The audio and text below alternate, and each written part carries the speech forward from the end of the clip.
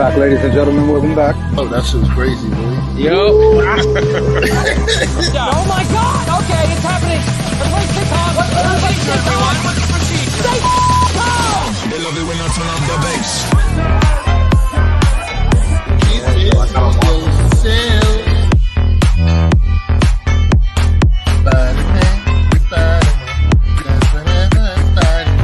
Yo, what's up, people?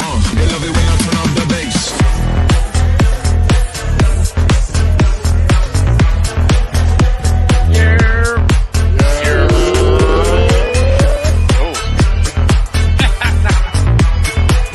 Look it. I like the energy.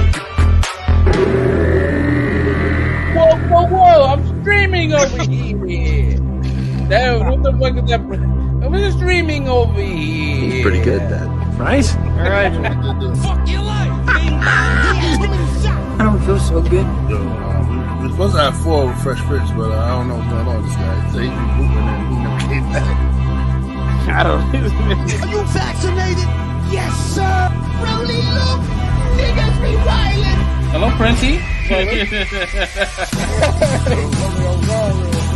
Holy Jesus. What is that? What the fuck is that? What is that private pile? Can you say, did it feel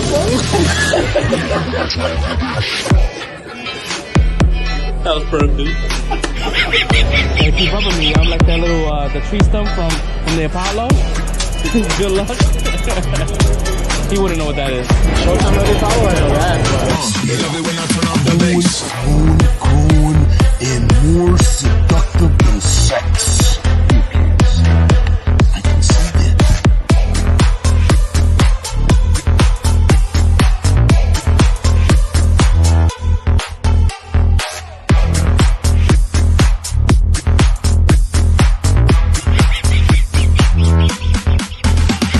Good night.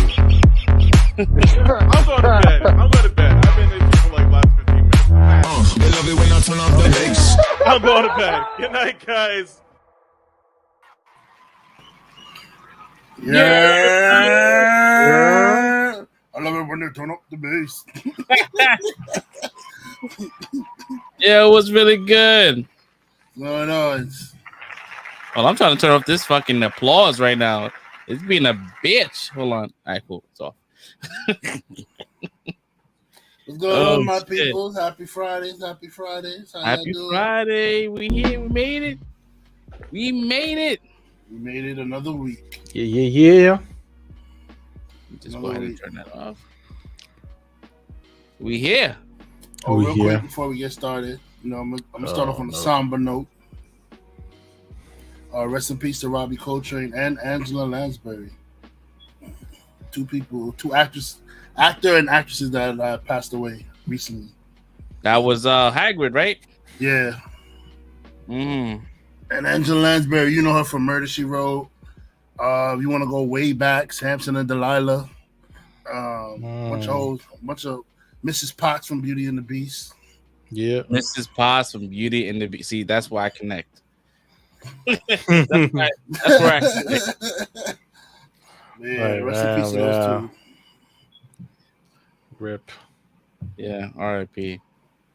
All right, now let's pick it back up. Sorry. Well, welcome to Untitled Live, y'all. This is episode 106. Where we Thank start you. off with the Thank pressing you. and shit. Yeah, we here, but it doesn't matter. We here. It's a brand new Friday. Once again, if this is your first time coming across this channel, we are Untitled Live. We talk about pop culture. We talk about movies. We talk about all kind of shit. I don't know why I said it like that. Talk about all kinds of shit. We talk about all kind of shit over here and over there on this channel. Yeah, we talk about all kind of shit. Pretty teeth and all that kind of shit. We do all that kind of shit. But yeah, we here, man. If you haven't done so, please like and subscribe. Hit that bell notification so you get alerts whenever we go live, which is every Friday, 10 o'clock. All right. So we here. Thank God. This Friday I wanted so bad. I was like crawling to Friday. So we here. Oh man. So how was your week, Red? Oh, we started off with me. Okay. Oh yeah, we're gonna start off with you today. Yeah, Yo, so Yeah, this so week you got some tea to talk about. Hey, let me guess, yo. Some motherfucker was stealing again. bro. Bro, it's like I don't know. It's like this week was my trials, yo. Like I feel like Danny Glover and Lethal Weapon with this week, yo. Like I'm too I'm old for this shit. too old for this shit. And the funny thing is, I got a new AP person that I work with. He works in the morning. Kid named Jason. Cool kid, man. Yo, but he's definitely the Mel Gibson of the shit, bro. Boy, He's Riggs. Oh yeah, he's Riggs. He's Riggs. He's a hothead. He's ready to get at anybody who's stealing, boy. Yo, speaking of, one time there was a. You got that I'm new attitude. Listen, he's with the shits. So, I was covering the door. I'm watching somebody in the lower level, and then some dude snuck in, yanked one of the Apple iPads off display. So when I heard the alarm, I popped up and I took the step to run towards. But when I got up, dude was already out the door, bro. Like he was that fast that he was out the door already. And I'm like, shit, I'm old, I'm fat, I'm slow. I said, I'm not catching this guy, yo. He's gone. Yo, so I'm over here reviewing the tape. Riggs come upstairs. I'm gonna call him Riggs for the rest of the show. Riggs come upstairs. He see what he looks like. He said, yo, that's him coming out the train station right now, yo. He probably couldn't hop the train because the cops is down there. He said, yo, I'm gonna go get the shit. Should I go get it? I was like, go get it.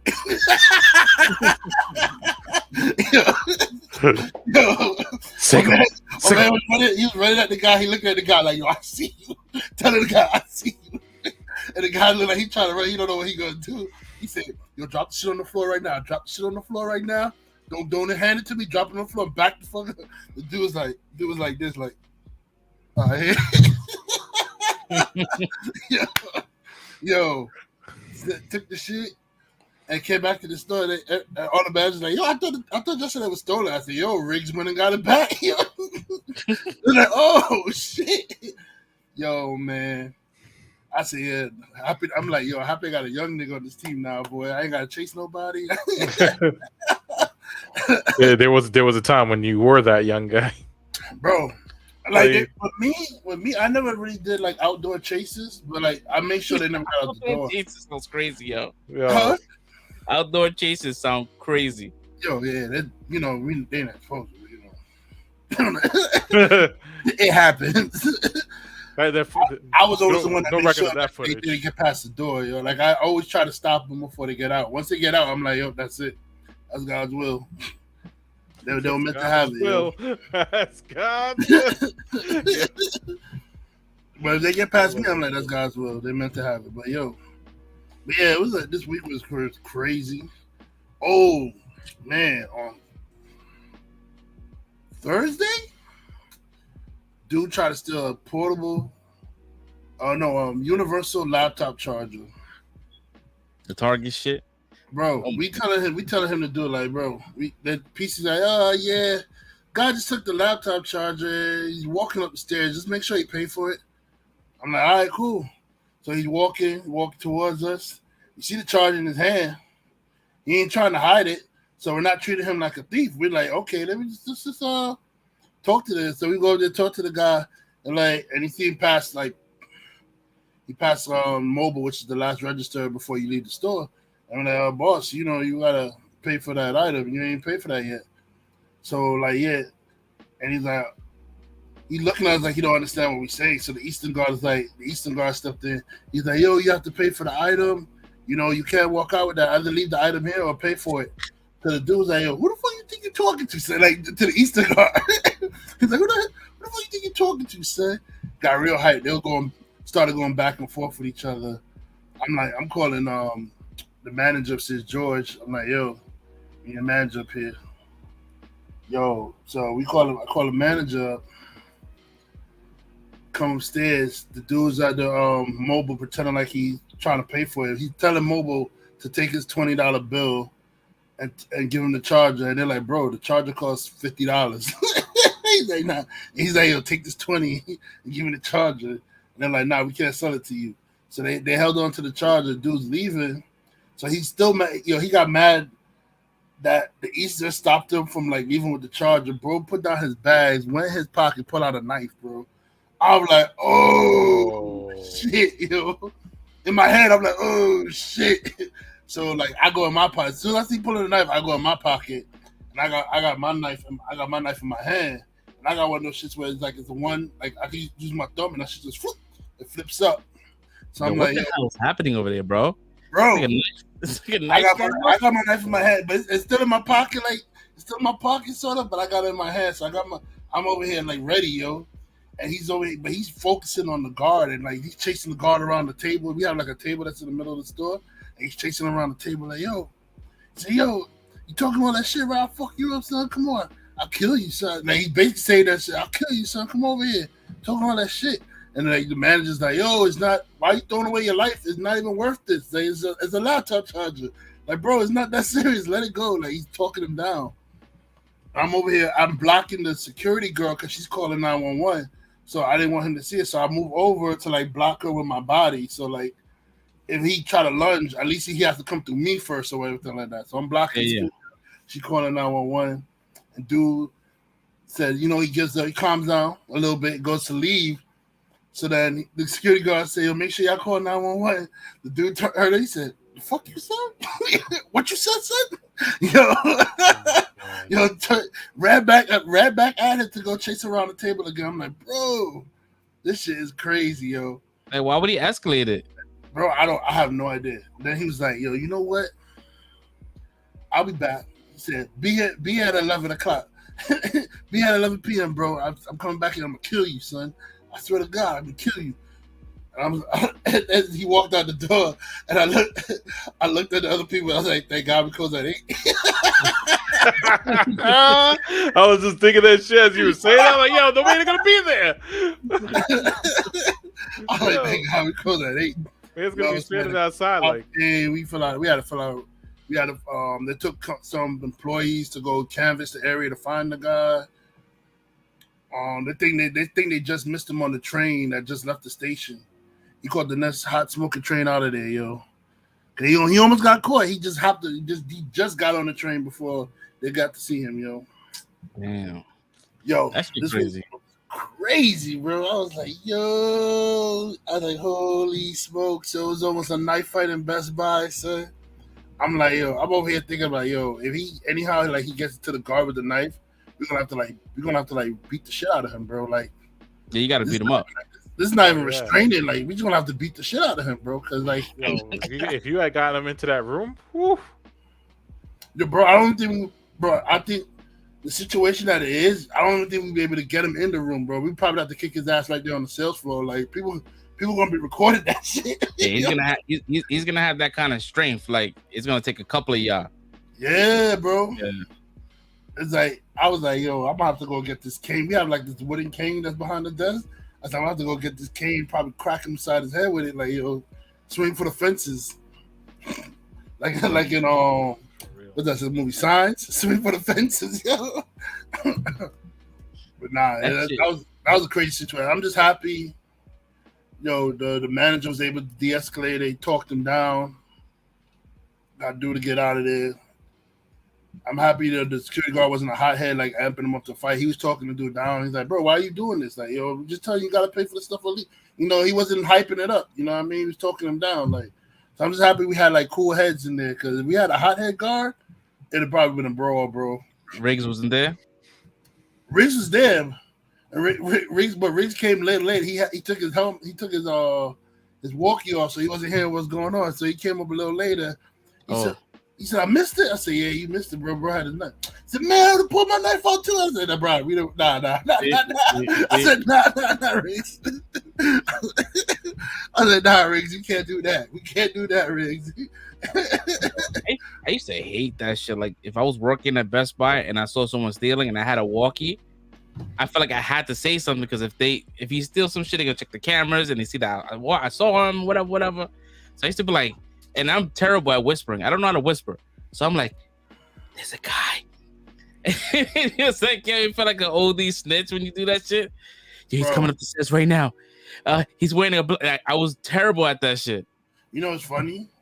Tristan, when she catches up, she don't care, bro. Tristan be like, she be saying about like, AP, he's stealing. She's not pointing at me. AP, he's stealing. He's stealing right over there. And they be looking at her, yo, shut the fuck up. Like, yo, no, I ain't shutting up. He's stealing. Right? Yo, she used to be mad loud, like pointing them out and then pointing and following them too. Pointing at them. Bless Tristan, yo. But yeah, yo, work was crazy, man. Work was freaking wild, man. It was a wild week. Movie wise, I rewatched Hook. Ooh, Bro, yeah, I know. nice drop, bro. Something came over me. I wanted to watch Hook, yo, and I just started watching. Rufio. Rufio. Bro, it's crazy how like rewatching it, you remember the lines, and I start saying the lines with the characters. Like I haven't seen the movie in years, but I still remember the lines. Yo, like when Hook first told the kids, he's like, "You gotta fly, gotta fight, gotta crow, gotta save Maggie, gotta save Jack. Hook is back." I used to watch that shit all the time. Bro, that movie is my shit, bro. Yeah. That shit is would you say that movie could kind of categorize as a Christmas movie? I mean, it did happen around Christmas time. It did have a Christmas, right? Yeah. We didn't really see no presents be exchanged or nothing like that. But it was around Christmas time when the stuff happened. Yeah. Still sad. When I was- Rufio dies, still sad. Word. Still bro. hits. Oh man. He's like, because Peter got distracted, man. He heard his daughter crying. He had to go save her. Like, help! Just like, help! She's screaming for dear life. Rest in peace, Robert Williams, Hook, man. Hook took that chance. He's like, Rufio. Yo, I gotta give credit that like this shit holds up though, bro. Like it's not bad. If you rewatch it, it holds up. Like It's been a minute for me. even the sword fight scenes, like it's not bad, bro. It's like, yo, the sword fight is really not bad at all, bro. Like I enjoyed myself. I was laughing at Thud Butt, and I was watching it as an adult. I looked at Thud Butt, and I'm like, bro, you're fat off of eating air, bro. Like you're not eating food, you're fat. I'm like, yo, bro. They did him dirty with that name, though. They did him dirty. Thud Butt. That's just a fucked up name, bro. He's like, yeah, what? Nigga do the cannonball shit. Turn into a full-on ball, bro. Oh man, yo, that movie brought back so many memories. But like you said, it's a bittersweet too, because you know Robin Williams passed away, and like the last line in the movie, it hits you knowing that how he died too. Because he's like the last line in the movie, he said, life is the biggest adventure that we would ever be on, or something to that caliber. It's like life is the greatest adventure that we'll ever be on, or something like that. And it's like, damn, man, nigga's gone, bro. Yeah, it's a fucked up situation. I think watching his movies, I don't really like I get scared. I get a little emotional when I see a movie with Robert Williams, but I'm okay with watching it. Like it's not like Fast and the Furious, like watching Paul Walker. I can't. It takes me out of the movie.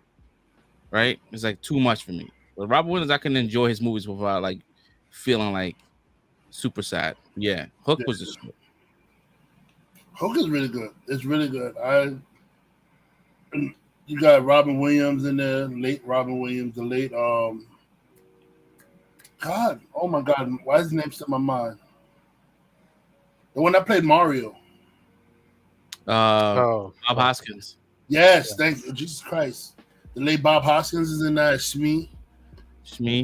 That shit is. There's a lot of people in that movie, man. Yeah, Glenn Close was the freaking guy. Like, he said, "You doubted me. You did." He's like, "Yeah, I did hit." That's Glenn Close. Yeah, I dressed as a man. That's crazy. I didn't know that. I didn't know that until like maybe like a couple of years ago. Yeah, I found that out later on as an adult too. Like, Yeah, I was like, holy shit, really? And you look at it again, like, oh, you could see it. Once you know it, you could see it. yeah. But it was good. It was good prosthetics because that's Yeah, just so crazy. I recommend to all the people who grew up on Hook, and if you haven't watched in a while, to give it a rewatch. You'll enjoy yourself. It was a good rewatch for me. Let me see what else. So House of the Dragon. I think one of the best episodes this week. yo, when we talk about that, I can't wait to talk about House of the Dragon, bro. Because that episode is my shit. She-Hulk. I saw She-Hulk. I saw Andor. I was watching the Mighty Ducks this week, the Game Changer. Oh came shit! back. You're forgetting about that. That's Fridays, right? No, It's is Wednesdays. it Friday? I think it's on Wednesdays. Mighty Ducks. Yeah, It's either Wednesday or Thursdays. I don't know. I haven't been watching it. so they're like It's really 4 good. episodes in right now, right? 4 or 3 episodes, something like that. Three episodes in.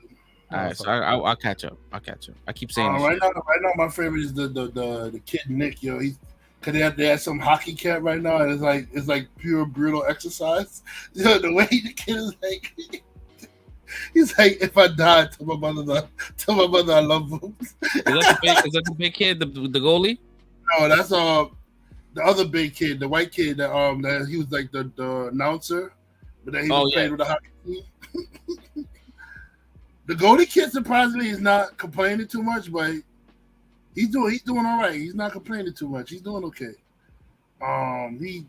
He has a lot of funny scenes in this movie too. He's with he split up from the group, so he's with some like high intense hockey player right now. He keeps complaining about his roommate to them.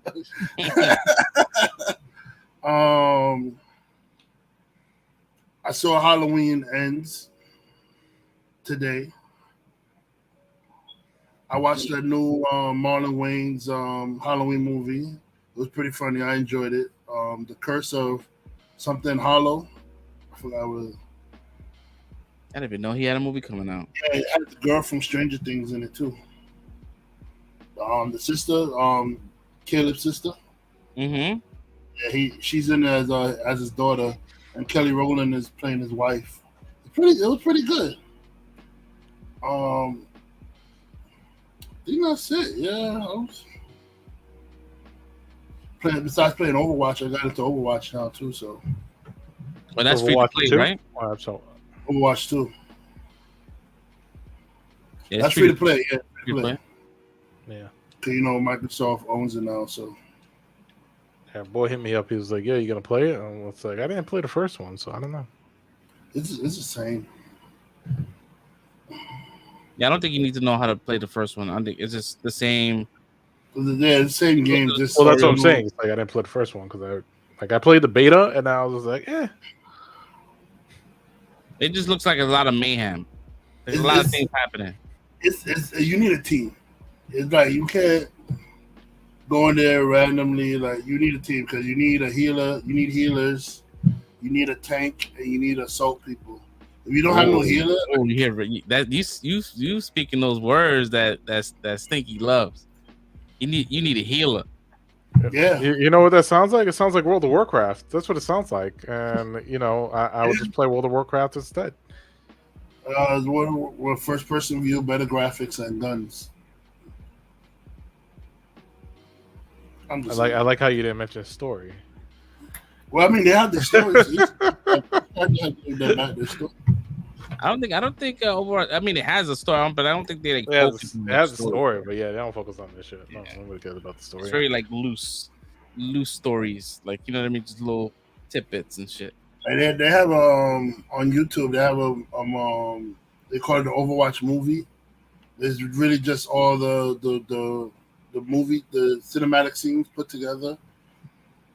That tells the story of Overwatch and certain characters and stuff. So Cool. That's what's yeah, up. man. This week was it was good. It was chill. I'm hoping I don't forget nothing because I feel like I'm forgetting something. Because a lot happened this week, so I feel like I'm forgetting something. But whatever, we move on. When I remember, I'll shout it out. How was you guys' week? It was okay. I mean, a lot of things sort of happened this week. You know, we had I think we could talk about this. We had a director. She her last day was today or yesterday, and it was kind of a blow for us because she was like super cool and she really fought for us and she understood the job and she just abruptly like said that she was not gonna be with the company, and we was all shocked and we didn't know where leadership is gonna go at this point because it's kind of like sudden. She had plans to come to the city the end of this month, and so it just the details are very like vague. Like there's really no information on why she left. I hope everything's cool with her. I wish her the best. Yeah, man. She was super cool. Like by far one of the best like directors I ever worked under. You know what I mean? Like she's great. That sucks when one of the cool ones leave. Oh yeah, but you know what? She's fucking smart. She knows so much, and she's gonna bounce back. She knows her shit. She's a hot ticket, Gucci, bro. Yeah, she's a hot ticket. She'll bounce back. Listen. Her leaving is my to be honest, to be fair, is our company's loss. But what else? I watched She-Hulk, Andor. I did Halloween Ends. I don't think we have Halloween Ends in the title. So yeah, we could just that. I don't know about that movie. Threw me off a little bit. Moreau was upset. Oh, he hated it. He texted me like late. He was like, "Yo, did you finish watching the movie?" I'm like, "I did," and I didn't like it. I could tell when he hated a movie because he asked when people watched it. When he asked if he watches something, that means he hated it. Like, if he likes something, he'll just tell you, "Oh, rip that, the movie was good" or something. Like he likes it. When he asks you if you watch it, yeah. If you guys have like Peacock, it's on there. You don't have to go to the theaters. It is out on theaters, but if you want to go to Peacock, you can watch it. And I went to theaters, and Peacock was acting stupid on my Xbox for some reason. Every time I press into it, it shows the Puss in Boots face, and it's like try again, and I'm like, I don't know what's going on here. You know what it is? I think it probably crashed because people thought it was coming out today, but it released yesterday. So probably that's what happened. I don't know. I just know that I see what they were trying to do with the twist at the end, but it didn't work for me. It was just a twist at the end. Wow, spoiler. Jesus. Oh, I'm not gonna watch it. I don't care. You're not gonna watch the last one? The last one of the all of it? I mean, I'm not going to watch it anytime soon or anything. So, did you see the first two? Yeah. Okay. Yeah, it was different. And I mind you, the first and second one I loved. I didn't love. I enjoyed them a lot. It was a fun time. This one is kind of a fun time too. Maybe I gotta watch it again when I'm not super tired. But like, what's up? You probably don't. You don't even really need to watch it. I was thinking about you don't really need to watch the first two to watch this one. Like if you missed the first two, you can literally just watch this one without seeing the first two. Yeah, but I guess when you do see it, you get a build up, right? Like the whole him getting out of prison and going after her and killing the neighbors and seeing those same neighbors that should have been dead. I thought she died, and you see her in this one. She's kind of fucked up. Nah, she jacked up. You saw that throat slash, bro. I was like, shit. Like, yo, you watch, you think she's dead. Like she's 100% dead. She survived. So that's just the resilience of us Black and brown people. We survive. So yeah, I did that. What else did I watch? Did I watch anything else? House of the Dragons. You know, that's Sunday immediate. That doesn't wait for the next day. Yeah. That is day of, because once I see the group chat start talking about it, I'm like, I'm not done yet. I mute it and I come back later. Cause I I fall in love with this series. Like this series, no lie, like you get lost in it. And I'm sad that we got like 2 episodes left. Like I told you it's gonna be different. I told you. You had a little fear from the last season of Game of Thrones, and I was like, bro, trust it. They got this, man. No. The last one they had for 8 seasons, and then the 8th season they fucked up. This is only the first season. So No, but they got time. No. Time out. The reason why they fucked up in the 7th and 8th season was because there was no more source material for them to go off of. They were going off of straight their own stuff. They were making up their own shit as they go along. Because they knew how the story ends, but they were just making up the stuff now from there because he didn't write the story yet of the of what was going on. So now he could look at the shit and say, you know what? Now I see how people didn't like how this shit was. I could change it up in my book. So now he can change this shit up in his book. But he's writing the final book right now.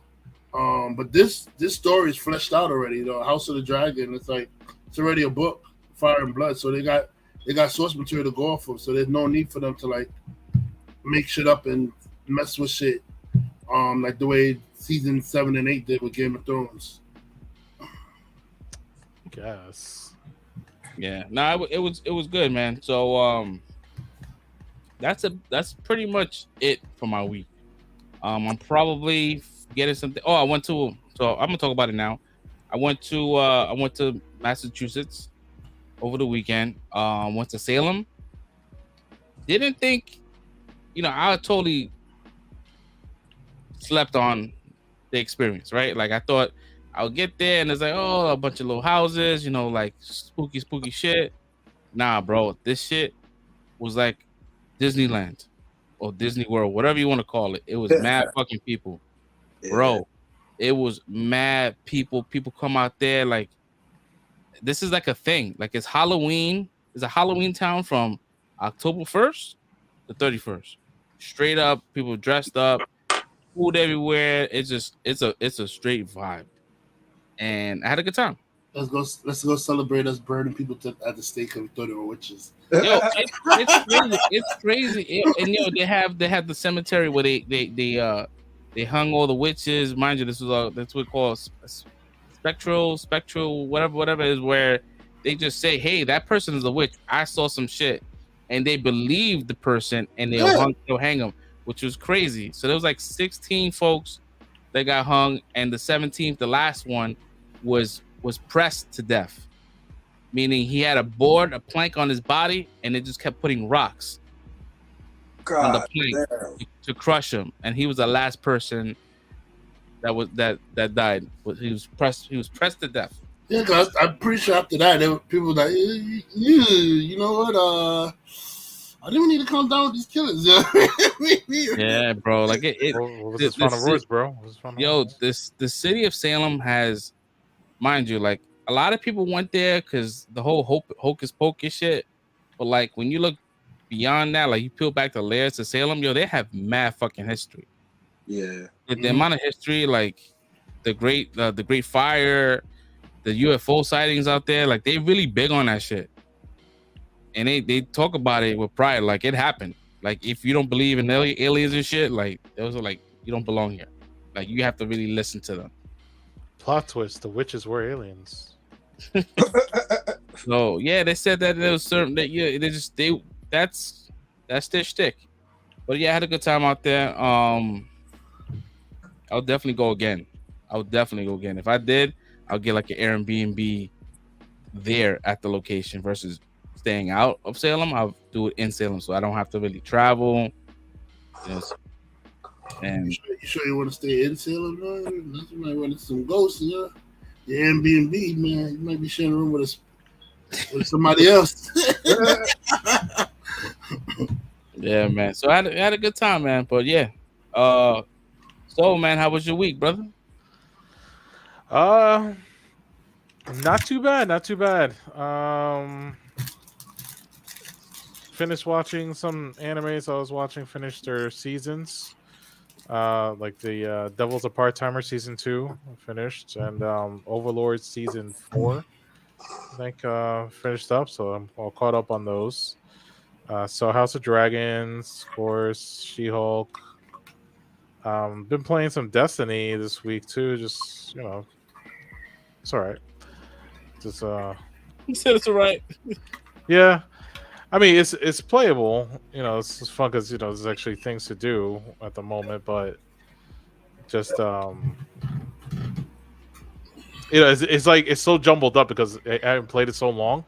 So I'm like getting mixed between multiple stories. So I don't know where to go with that. I'm just trying to complete the season pass and all the quests and shit that are in there, so I can level up quickly before the season ends. So other than that, let's see. I went to Comic-Con last we spoke. That was fun. Got to they had like this event, the Konami booth. Got to play against one of the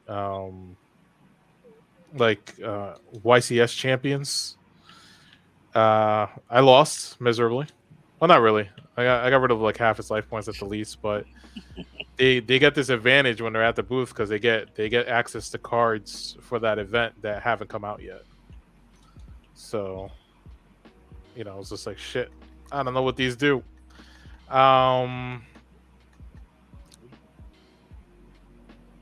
That's really about it. Tomorrow,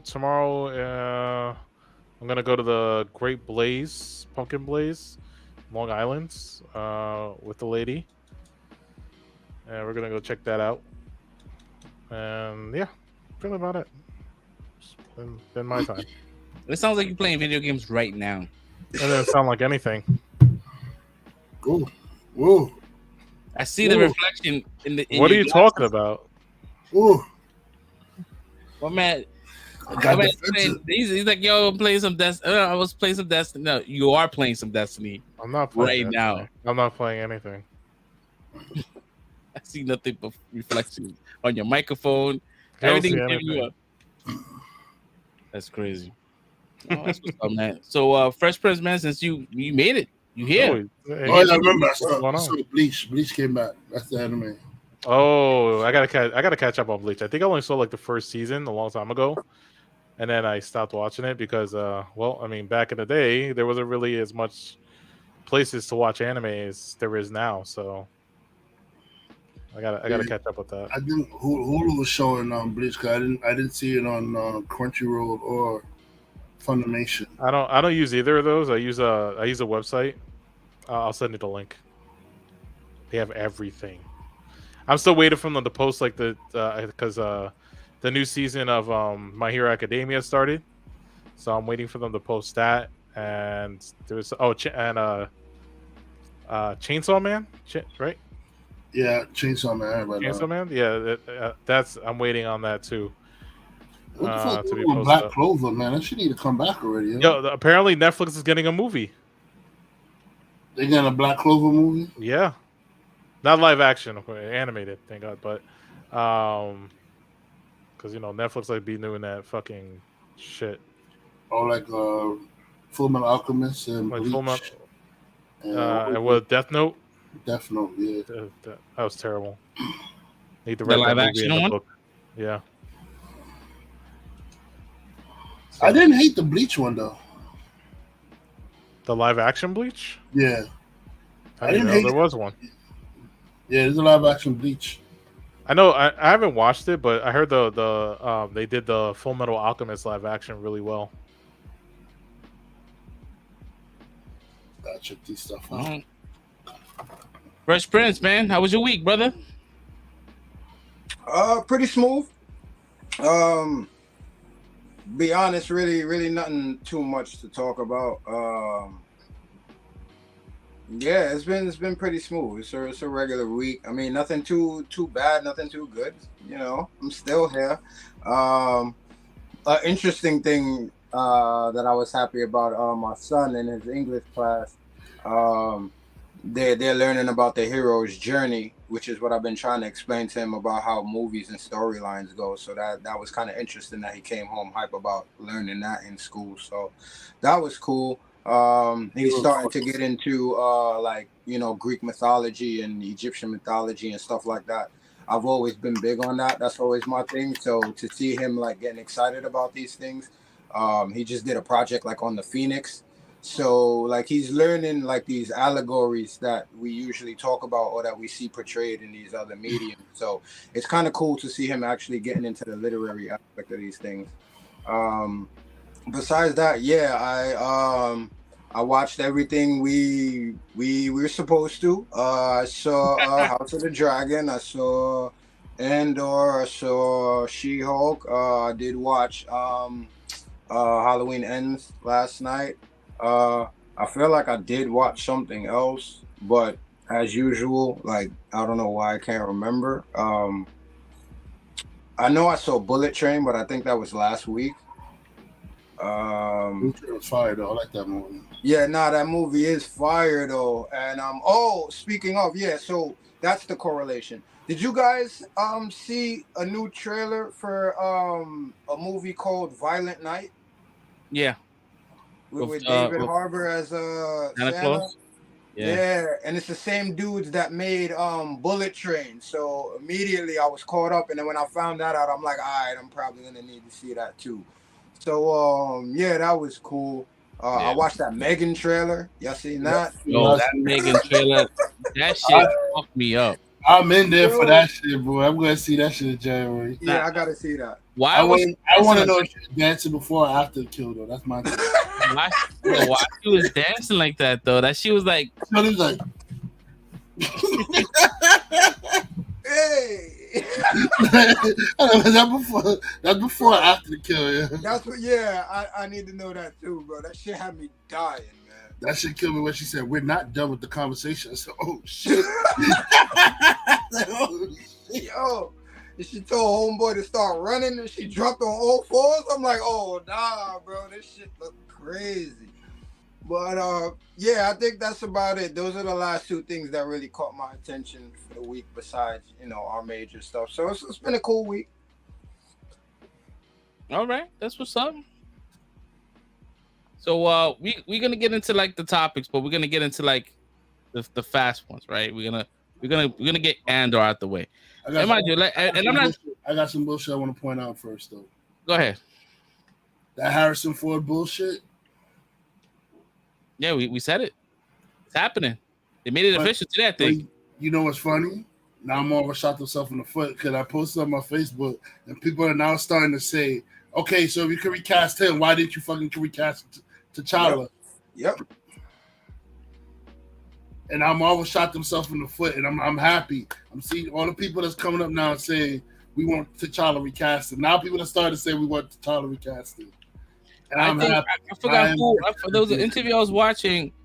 It was some executive that kind of like he was talking about how the reasoning behind like the recast, because they said that this movie, like the Thunderbolts and everything else that he's gonna be premiering in, is like years from now, versus like because Black Panther would need it to be like shot within the next couple of months.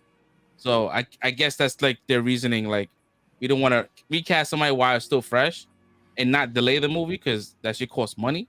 My thing is, I'm not saying that's a poor excuse for that executive, because you could have said, okay, we're not recasting this movie, but then made it clear that in the future Black Panther movie we're going to recast. Like we're going to redo Black Panther 2 without T'Challa, and then we're going to make some excuse of why he's not there, and then recast him for a future movie. You could have said that, and then that would have been cool. I would have been cool with that. But no, you killed him off, bro. Like you did a memorial and everything for bro. Got a memorial painting in the sky and everything. Listen. We might be talking too early right now. We don't know what's gonna happen in this Secret Wars. We might get somebody, right? We don't know. Like Marvel likes to do like these things where they just like they distract you and they just do some shit. Maybe, and I hope, maybe we get a recast. Maybe we get another version. Who knows? This is me thinking. I'm still keeping my options open as well, because it went from, like Red was talking about, which also we have to understand was immediately after he passed. You know what I'm saying? When Kevin Feige came out and was like, listen, because we want to pay respect and this and that and blah, blah, like, we're not going to recast the character. So I understand them doing that at that point in time.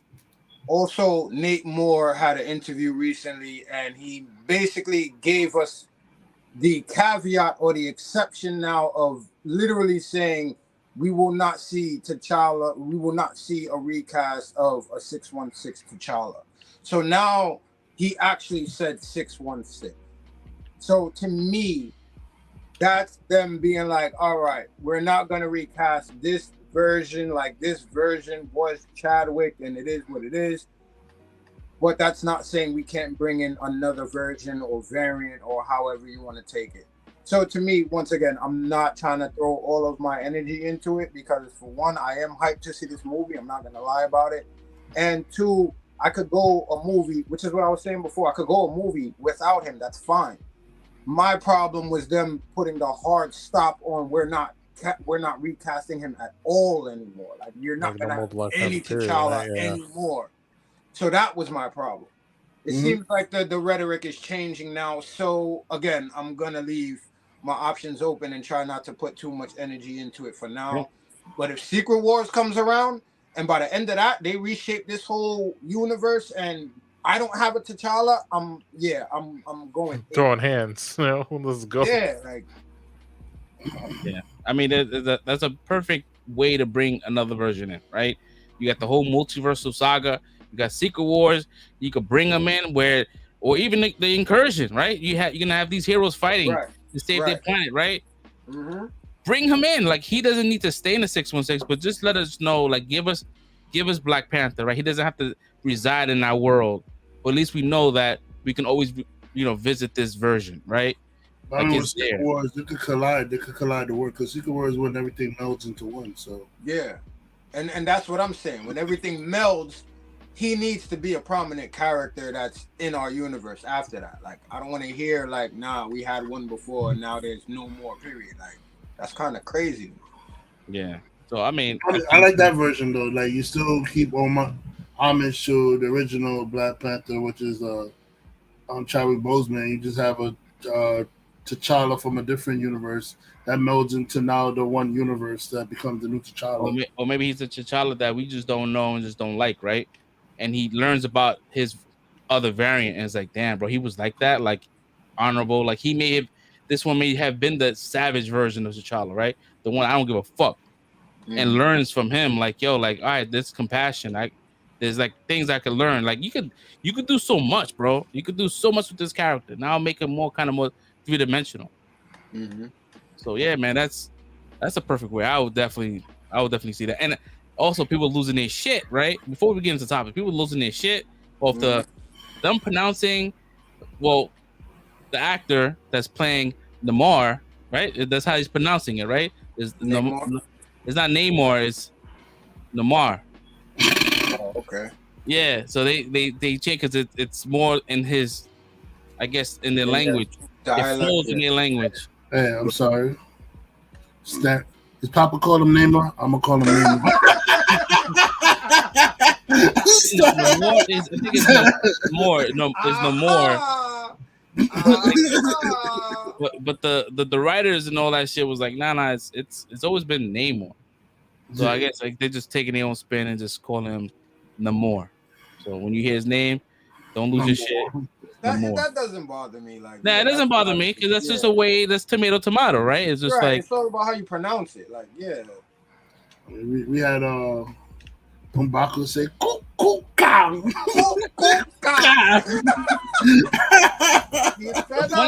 The craziest shit when I watched the trailer, there was people laughing at that part. I didn't find that part funny at all. I felt it like he's saying it like this motherfucker is the boogeyman, right? Yeah, I need to worry about this. Like, you need to worry. Like, he didn't say it in a joking manner. It just sounded crazy because it's like, the way he said it, that makes it funny. Yeah, it's the actor. Like, oh God, oh God. But he sounded like an old African man to me though when he said that. Yo, that shit. Oh man, I can't wait, man. This shit. November 10th needs to hurry the fuck up. Word. Also, in my week, man, I know a lot of people are mad at me. I normally do this like once every 5 years when I throw a spoiler out there and I say fight me. Once every 5 years. Yeah, because last one I did was Power. Skip this shit. Fight me and I skip Yo, my it. man, see, you need to recount. Skip. Nah, I knew spoiler shit. I did that. The last time I did it was Power when his shorty got shot. That was a couple years ago, bro. That was like 6 years ago. Yeah, you had torches lit up for you that day. Yeah, and this one here, a lot of people put like the poll was crazy. A lot of people want to fight me. Well, I voted yes, but in all actuality, I don't want to fight you because I watched it. So at the end of the day, I'm just mad I wasn't there with you. You know I don't want to spoil that. So listen, we're gonna keep this between me and you, Fresh. But this scene was what made me want to watch this movie now. Mm-hmm. I didn't care for this movie at all. I didn't buy tickets. I didn't buy shit. Seeing this one scene is enough for me to buy a ticket.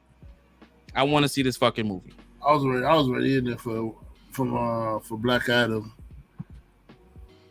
I want to see that Justice League talking shit, Justice Society talking shit. Word. Oh, we want your peaceful surrender. I'm like, y'all about to get jacked up. What the fuck y'all talking about? Peaceful surrender. The only person that could probably hang with him is Dr. Fate. Like, that's it. Like, the rest of them are getting washed, Like, Hawkman, he's getting washed. Yes, he got that nth metal mallet, but you gotta hit him with the shit, like for it to work. Like, yo. You know what it is? It's just like I feel me personally, like I love The Rock, but it's so much, it's saturated, right? It's like he's like the same character, right? Just in different cosplay. So I just can't connect with him because I just see The Rock, because I see him everywhere. And that's good because he's a good businessman. And I'm glad that he's been talking about playing this character for 15 years.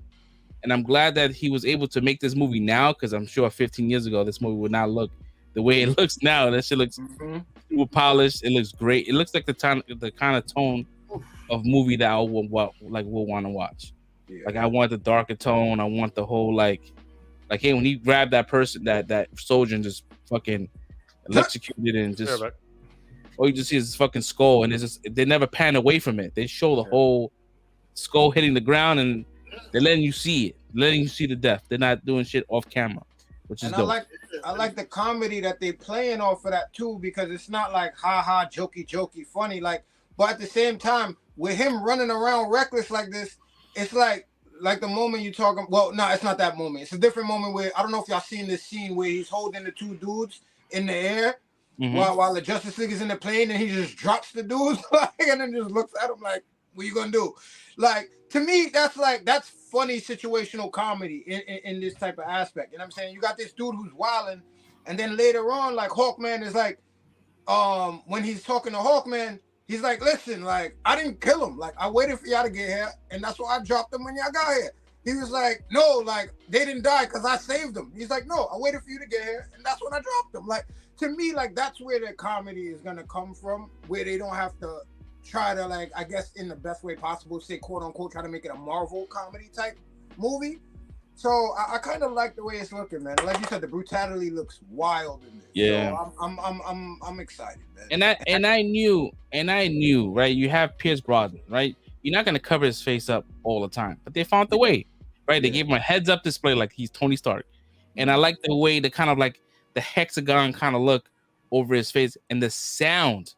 He sounds amazing with the helmet on. I'm like, yo, I'm sold. All right, it took me a minute, but I'm sold.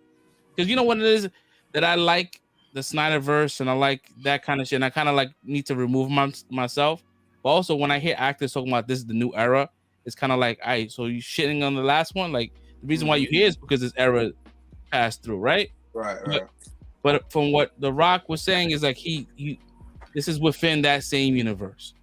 Right, and I'm all with it, man. I want to see it.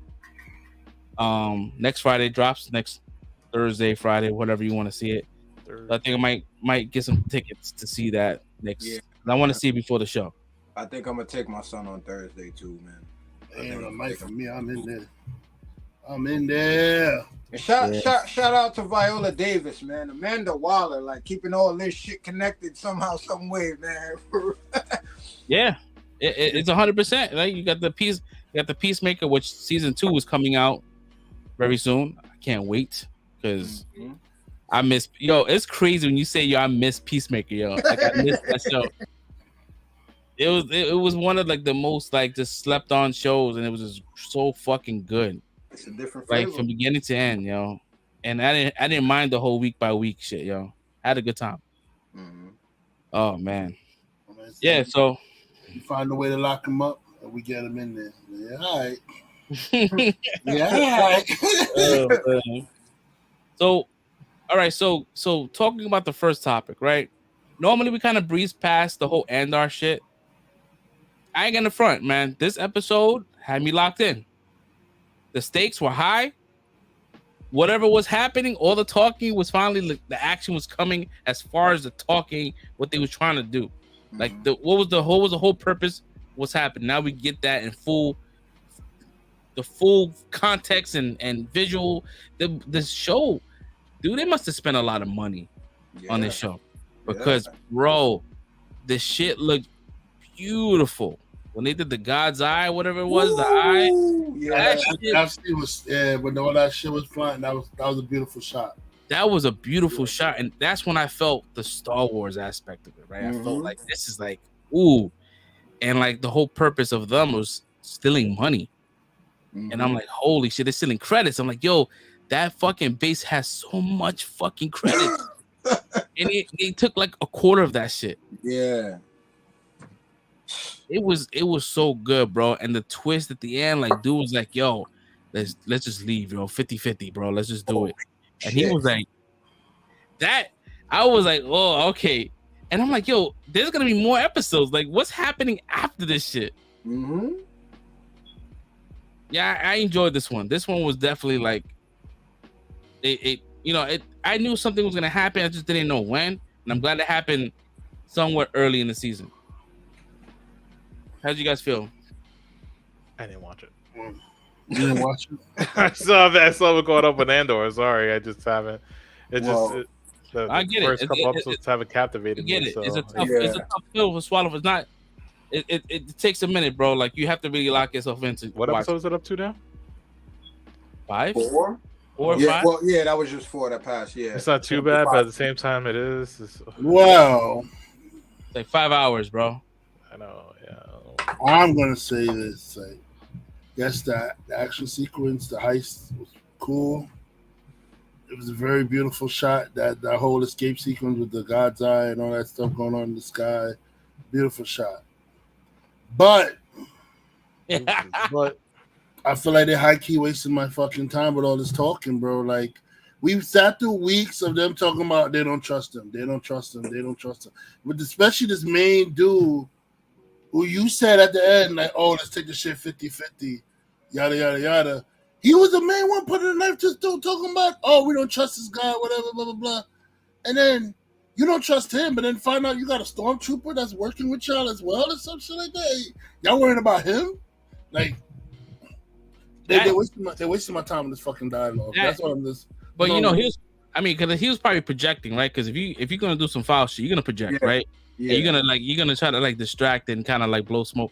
So I think that's probably what it was. But the stormtrooper stuff was kind of like holy shit. So he because that shit is a conditioning situation with being a stormtrooper. He was able to kind of like get himself out of that, just like John Boyega's character. Like damn, bro, like what's going on? Like what's the process now? Is it trash now? Like people motherfuckers just waking up like I don't want to be a stormtrooper today. I don't think they took it that far at this point in time. I think that's why when we get to John Boyega and all of them, I think that's why they're putting them through the conditioning. I think right now in the early stages of the Empire, this is just like some army recruiting shit. Like, yeah, come fucking do what you be, all that you can be for the Empire and blah blah blah blah blah. Because we can't clone anymore. Yeah, like I think that's what it is. It's just a regular army recruitment scenario for this. Just like you've seen in with the dude that we haven't seen in like a couple episodes, like they were just like contractors. You know what I'm saying? Like so it's like this is like early stages of the Empire where they don't even control everything. They got like third parties doing shit out here and You know what I'm saying? I think because a lot of this shit is why we see the versions of the Stormtroopers and the Empire we see in the future is because of a lot of the shit we see and that's happening now or about to happen. So my thing is, you have higher ups, and niggas not even listen to the orders that the higher ups are giving them. Like, oh, what's going on, sir? This is a secret mission. Go back to your thing. But so once a dude says a higher up says a secret mission, go back to your station. You're supposed to go back to your fucking station and ask any more questions, yo. Like the fact that you're still there asking questions, like it's a little baffling to me. Like, I don't know. He worked that motherfucker so much he fucking had a heart attack, dude. No. And now his son might grow up to be some crazy ass motherfucker that hates the rebellion. Yeah. Mm-hmm. Like this is causing mad enemies at this point. Yeah. Could be, yeah. Could be a future Moth. Could be one of those. Mm-hmm. Yeah, dude. It definitely had a lot of talking, right?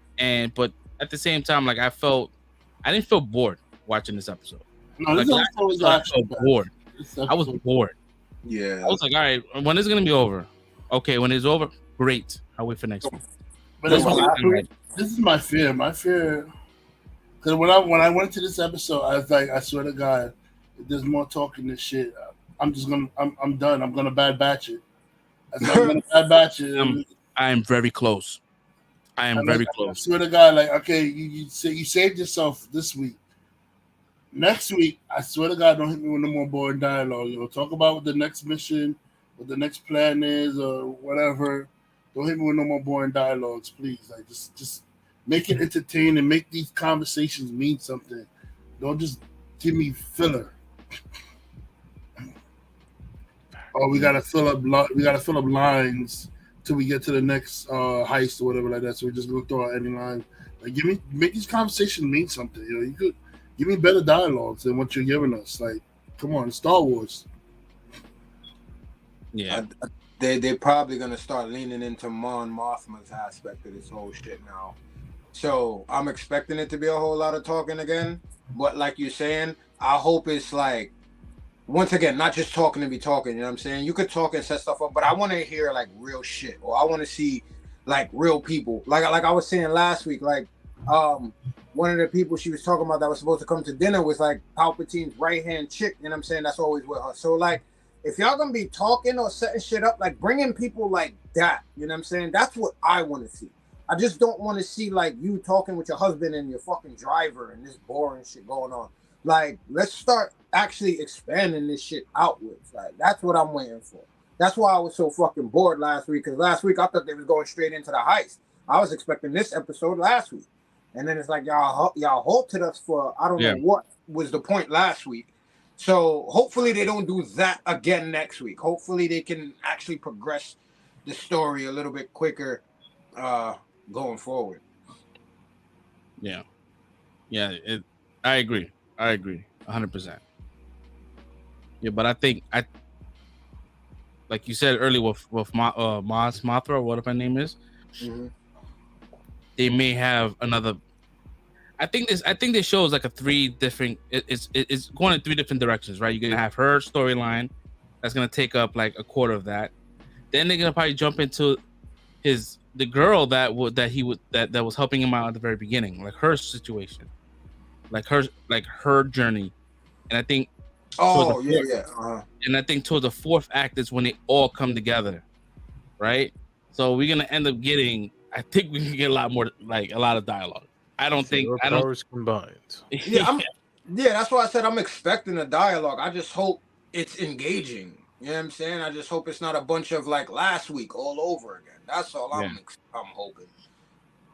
1,000%. Because the first couple episodes was a lot of talking, but like we got a lot out of that. Like, yeah, I was interested. Yeah. So I'm just want to go back to that. Yeah.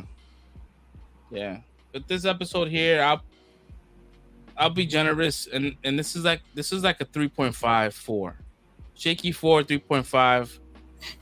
What really kind of like shot up the number was the whole like end sequence, like Mhm. you know, the dude dying and being the reasoning behind the fucking rebellion, right? Like he is like the guy, Yeah. and that was pretty dope, man. To see the visuals look good. It looked like they really been. I think these the showrunners and the director they have a plan, right? Like they see what's gonna happen, right? It's just we don't know just yet. They just come for the ride, but I think they have a plan, and I hope it's executed because there's a lot of dialogue for there's some reason, right? But Right. hopefully, man, hopefully it picks up and it engages us to talk about this show more. Mhm. So yeah, 3.5 for me. What was it? What was the other scores before? Lower than 3.5? Like 3. Last week was I know last week was a 3 for me. Yeah, it was like a 3. That's rough. But I was rocking with it though. I was riding with it for the first like what 3 episodes came out at once, right? So the first 4 episodes, I think I was wait, how many are we into now? How many weeks has it been? This is 5. This is 5? Okay, so yeah, I was into the whole first 3 episodes. Last week was I don't know, that shit was wild. And then this week I like. So it's not like it's trash to me. I just felt like last week took me out. I honestly we say this a lot about binging and shit. This show has to be a binge show, right? This is something that you just only release week to week. This is like something you release all at once. Because there's so much talking, like you waste the whole entire week to see this episode. Yeah. There's nothing for just dialogue, right? Yeah. And like is the palate cleanser is too long. Yeah. Too long for stretch. So yeah, this is definitely like depending, and I believe this is what. Correct me if I'm wrong. This is like 10 episodes or 13. I think it's 12. 12. Yeah, I think so. We not even halfway there. It's definitely 12 because I remember saying I think they're gonna do like arcs like they were doing on Clone Wars. So I think they were gonna do like 3 episode arcs, like 4 3 episode arcs. So yeah, it's definitely 12. Well, at least we know that they have the budget, right? Because the VFX is crazy. Yeah. Like it doesn't look janky at all. Like we talked about the scene of like the stars or whatever passing in the God's eye, but like that whole chase scene with bro, I was wild hype when the dude started getting in the TIE fighters, like we was in Top Gun or some shit. Yo, like that was fire to me, yo. Yo, when you hear the fucking sound of roar, that shit gets me. Like when it comes to Star Wars, I root more for like the bad guys because I like their ships better. Yeah, it's all about ships for me. Like the ships are way cooler, and when you saw them jump in there, you see the whole process of them jumping into the cockpit, pressing all those buttons, and the shit dropping. The whole entire bit. I said, oh, you don't really get to see that. Yeah, you know what I mean? Yeah. And that was cool to see. And they sound menacing, right? You heard them, and you hear the sound. Oh, I love that sound. Yeah, I don't know, man. I don't know what to expect with this show, so that's why I'm a little like I'm like frustrated because I don't know what it is. I know that it's about the rebellion, the beginning. We're like, okay, we did the heist, right? Is this money now gonna fund? That's what I think. Yeah, it's gonna fund the rebellion where they can buy ships. Yeah, they could buy all the parts they need to update their ships and all that. Like, yeah, I think that's where we're going. Like Benicio del Toro's character said, "Hey, listen, like, yeah, there's good and bad, but like, guess what? Like, there's still one guy that's selling the ships to both these people. Like, there's people that's in the neutral, right? Like, I don't care. I'm a guns dealer. I sell my guns to both the rebellion and the Empire. But this is probably they're gonna introduce these people again. Like, hey, they're buying these guns. They're buying these. You know, they're trying to make an army out of nothing. And now that you say that, I think that's exactly what they're gonna do because, yeah, there's been a lot of talking. But when Mon Mothma was in I'll just call it the museum with Lutheran, they were talking. Like the whole topic of that conversation was the fact that, yeah, I got the funds. It's just hard for me to move this shit without people like noticing what we're doing. And you know what I'm saying? If we get caught, I'm going down first. So obviously they got funds, but they couldn't use hers because of those certain situations. So yeah, they had to end up stealing these credits. in order to have some other side money to use towards the effort. And that's crazy to think about it. Like the whole the whole purpose, not even the whole purpose, like everything was funded by the Empire, right? If this is the case. Y'all funded your own downfall. Yeah. See, I mean, this conversation makes it interesting, right? But we don't know if it's gonna go that way. We have no idea. This might be a whole 180. Like, I think that's what it is, though. That's the only thing that makes sense. Because we make sense. Yeah, you're right. We make sense. But I do hope it goes in that direction. It makes sense, like you said. Yo, Red, did you give it a score? No, y'all was going in. I didn't want to interrupt. Nah, well, I'll give it a. I'll give it a 4. I thought you were gonna say 1. The way your mouth moves, like I'm gonna give it a 1. I enjoyed this episode. This episode is one of the episodes I enjoyed. They can't shoot for shit, but you know, dude said cover me. A man shot one time, let him run the rest of the left to get shot. I'm like, bro, that's not how you cover someone. That's but I mean, that's what I enjoyed it, man. It was the action scene. They had action, not too much stupid dialogue. Like everything being said in this episode meant something, and like very beautiful sequences, like that whole like you said, the pilot scene with the TIE fighters and then the God's Eye. Like it was a really good scene, episode. This one. So hats off to Andor for doing a good show this week. I give it a 4. That's what's up, man. Listen, that's you gave. First, did you give a score? No, right? You gave a score? Nah, I was just rambling, but I think as far as my excitement, because we do this episode by episode, I'm gonna give it a 4.5. I was very engaged in this episode, and I liked a lot of what we did. We talked about everything already, so I'll give it a 4.5 for this week. Nice. Well, overall, good episode. Looking forward to seeing next episode.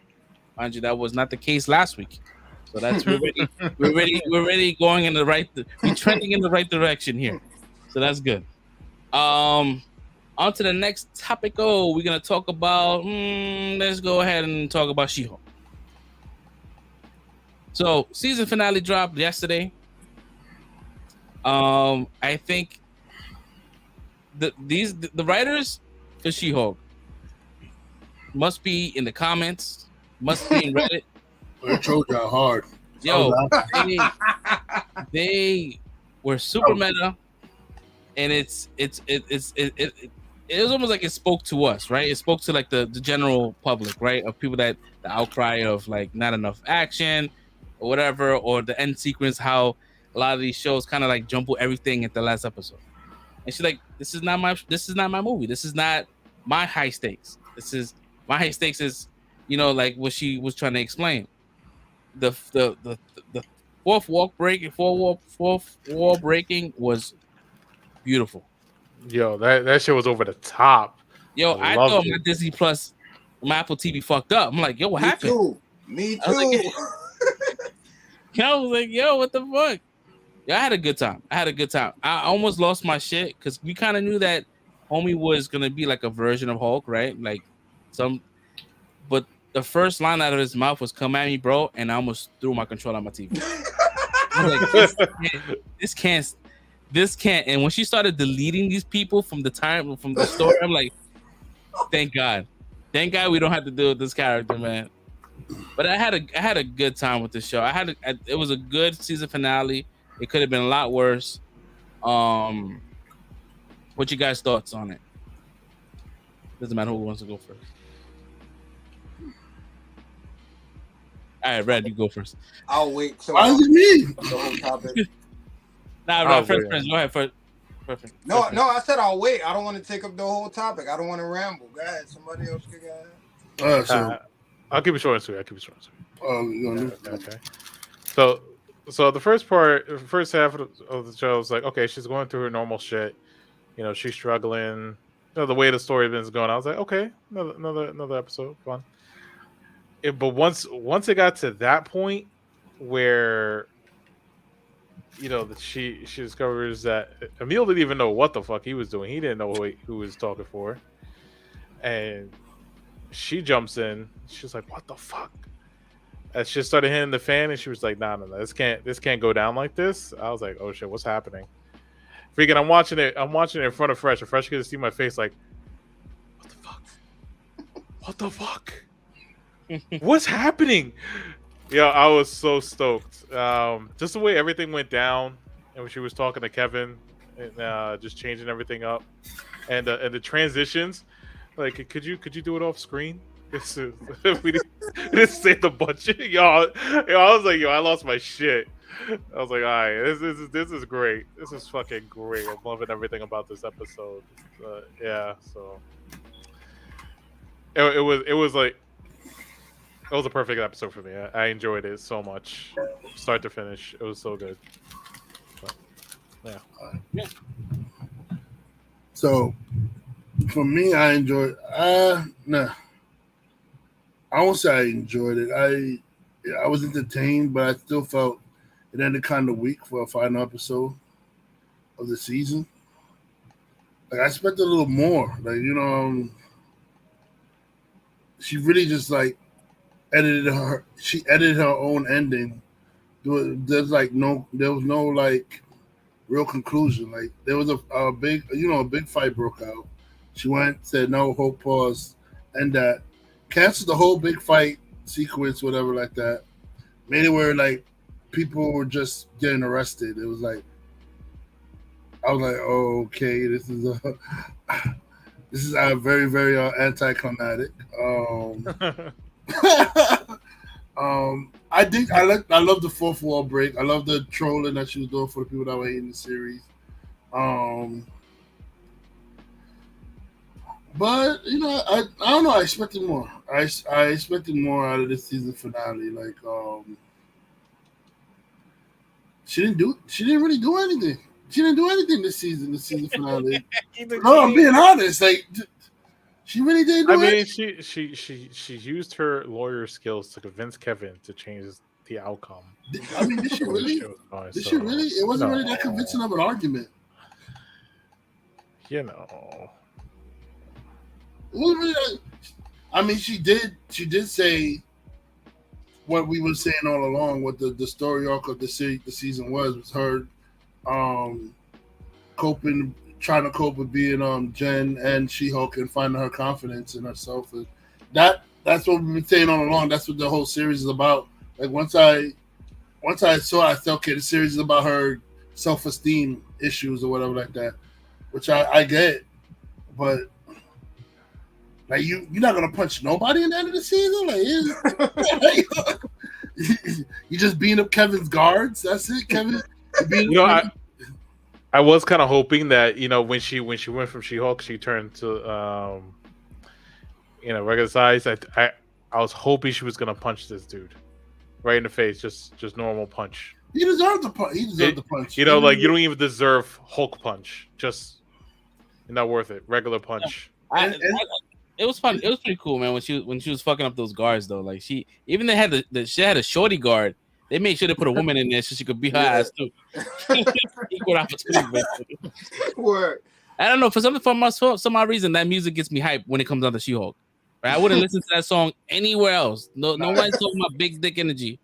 It goes with her. You know what I mean? It goes with her. You know what I mean? Doing her thing. I ain't gonna front. Like She-Hulk made me download a lot of songs in my Spotify. There's a lot of songs. But then, like, I didn't hear that part. Like, when you said the big dick energy part, I was like, when I was listening to later on Spotify, I said, wait, did this bitch just say big dick energy? I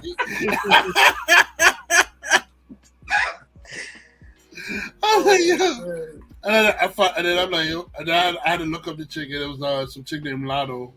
Yeah. Who sings that song. Apparently, she's beefing with Nicki Minaj right now, so that's interesting.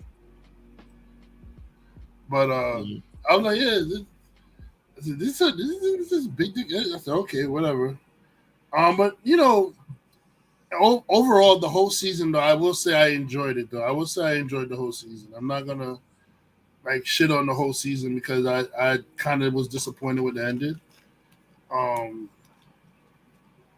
The Hulk popping down to fight Abomination, though, that was funny to me because it looked like they were throwing like baby punches. The punches looked like they weren't even doing nothing. Yeah, because you think about like the Battle of Harlem, right? Yeah. It's totally night and day. I was looking at it, I was like, are they pity patting each other? Like, yo, get away from my cousin. I'm like, I felt really bad. I feel really bad about what kind of punches are looking like? Get away from my cousin. I really felt bad for Emil. I felt like he shouldn't have to go. Like, he was doing his own thing. She did him dirty. He didn't have to go to jail. Yeah. She straight snitched. She snitched. That's the Thunderbolt setup right there, man. They gotta have him locked up so they can have something to use against him. You know what I'm saying? Nah, he ain't locked up though. He locked up.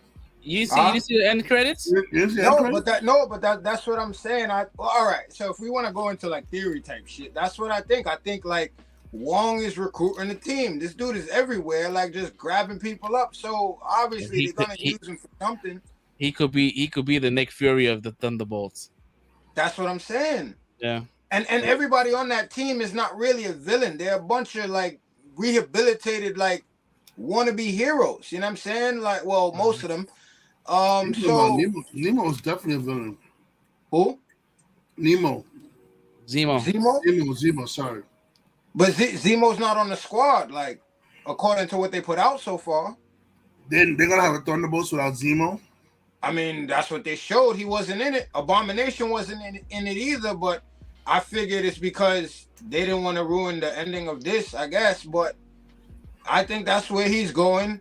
And I heard something about they're supposed to be going against Zemo in that movie or something like that. So I don't know. I don't know where it's headed.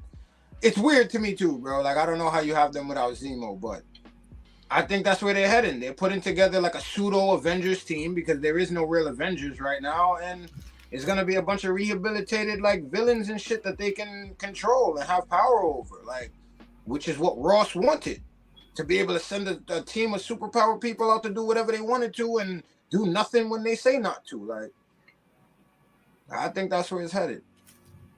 Ghost is in the Thunderbolts, right? Yeah. I was trying to remember.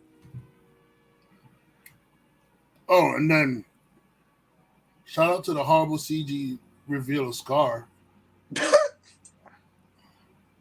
Yeah, I mean they mentioned it that the CG team went to another project. Everybody's working on they played the music right now. Yeah. They played the music. That was I was dying laughing when they played those drums in the background, bro. Yeah. I'm like, oh shit. That was hilarious. Scar, it threw me off too. When I saw, I was like, oh, like he doesn't look like that, right? He looks mad with the humanoid face, throws me off, right? And the haircut, he has a wild bunk. I don't know what the fuck is that. Like, that's some current. Oh, mind you have to understand, like, fucking Stan Lee is the fucking barber out there, so who knows? Yeah, I mean, shout out to the 1980s Hulk TV show, 1970s. Yo, Hulk I TV show love that sequence, bro. I was like, that's freaking great. And then freaking I died when she was like, yeah, I'm a Hulk. We smash things. Matt Murdock. I was like, yo. Yeah, nah. She was like, yeah. So when we gonna get the X-Men? And she looked at the camera, and goes,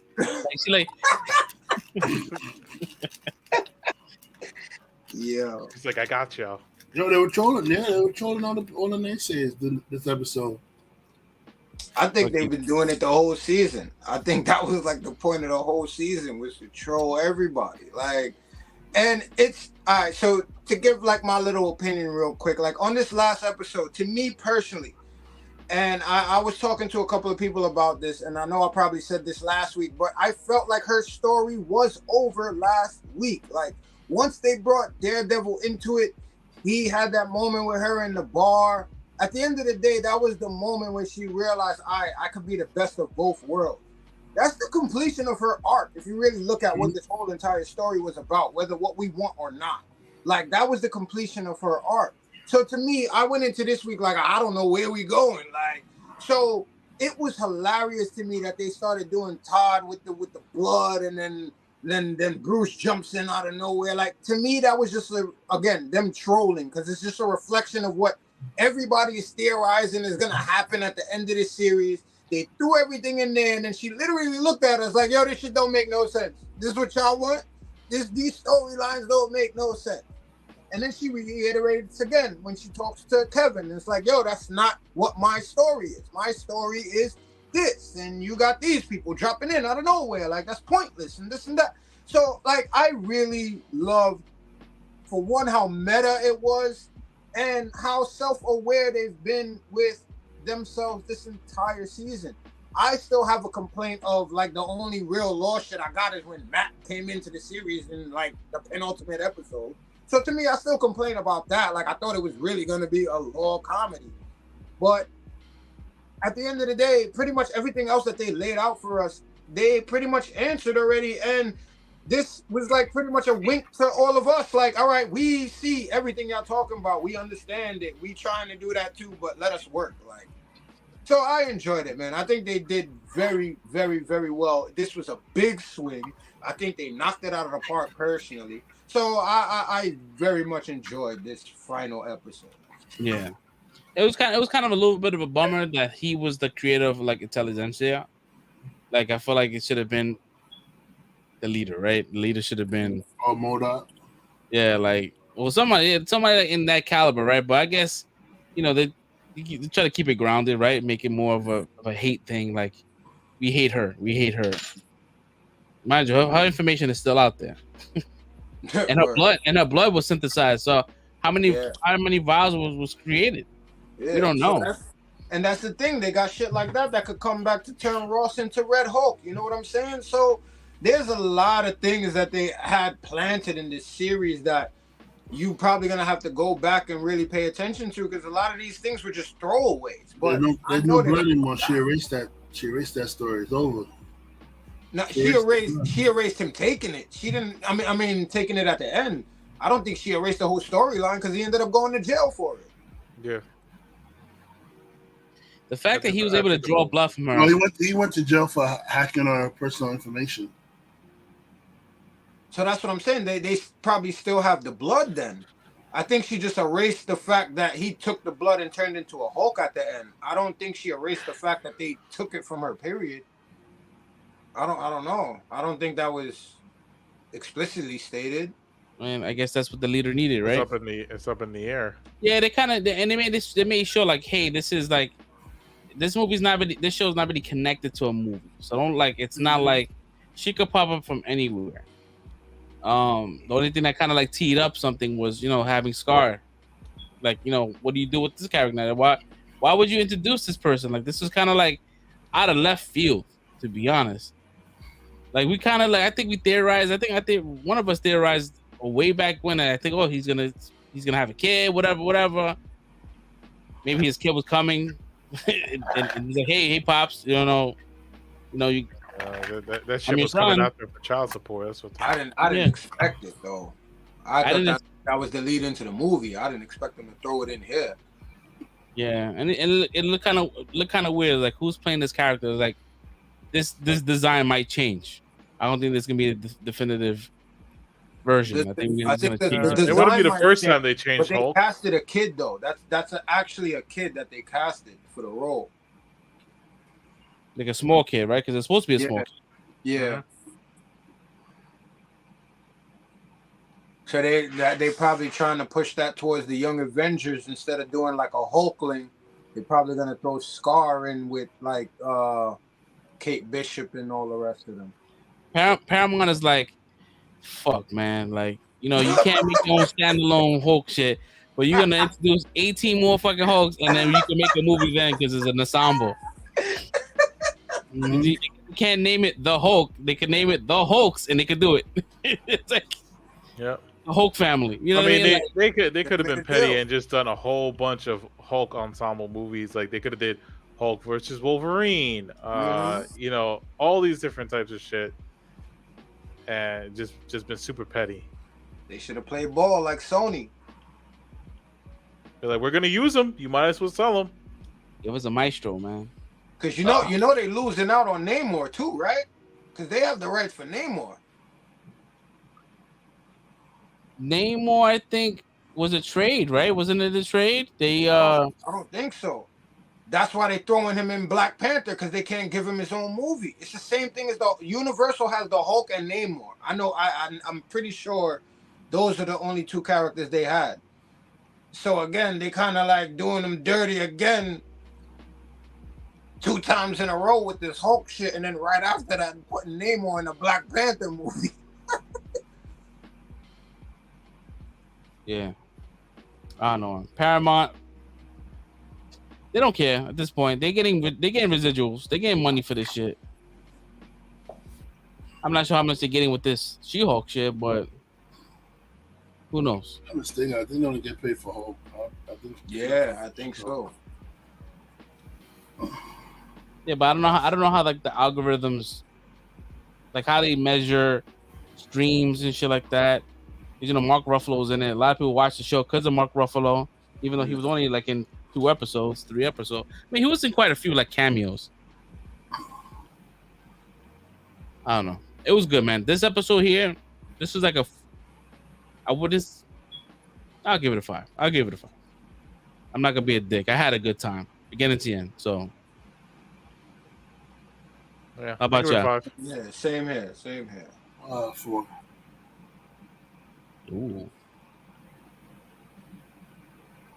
Ooh. He said that shit was so much I give it a 4. So the 4 is measured based on like not enough like story on her, right? Not story, but like the season finale is kind of weak for you. That's why I kind of like dropped it down to 4, right? Yeah, I feel like they fumbled the season finale for me.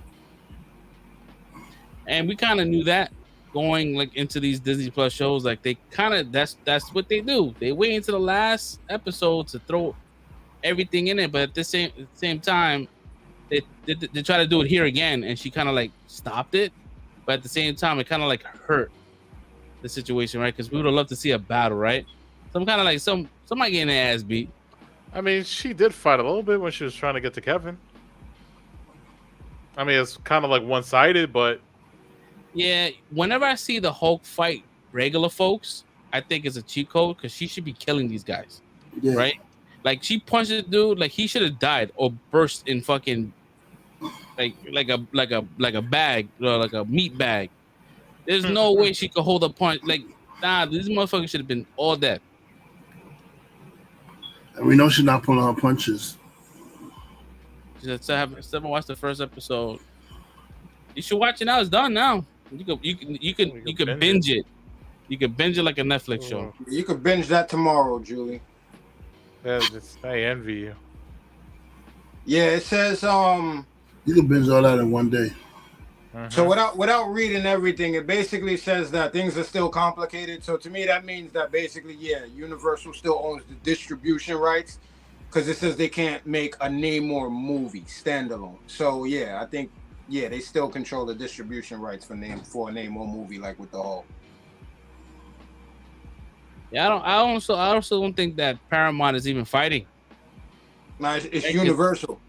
The Universal. I don't think they're fighting for these. Like, hey, listen, you guys can use these characters. Go ahead, because they're not using the characters. They haven't made a Hulk movie since what, 2008. Yeah, they did that together. I think that was the last one. Yeah, right before the Avengers. Yeah. And Marvel, and Marvel, I guess so. I don't know. We'll see. We'll see November 10th how they do him justice.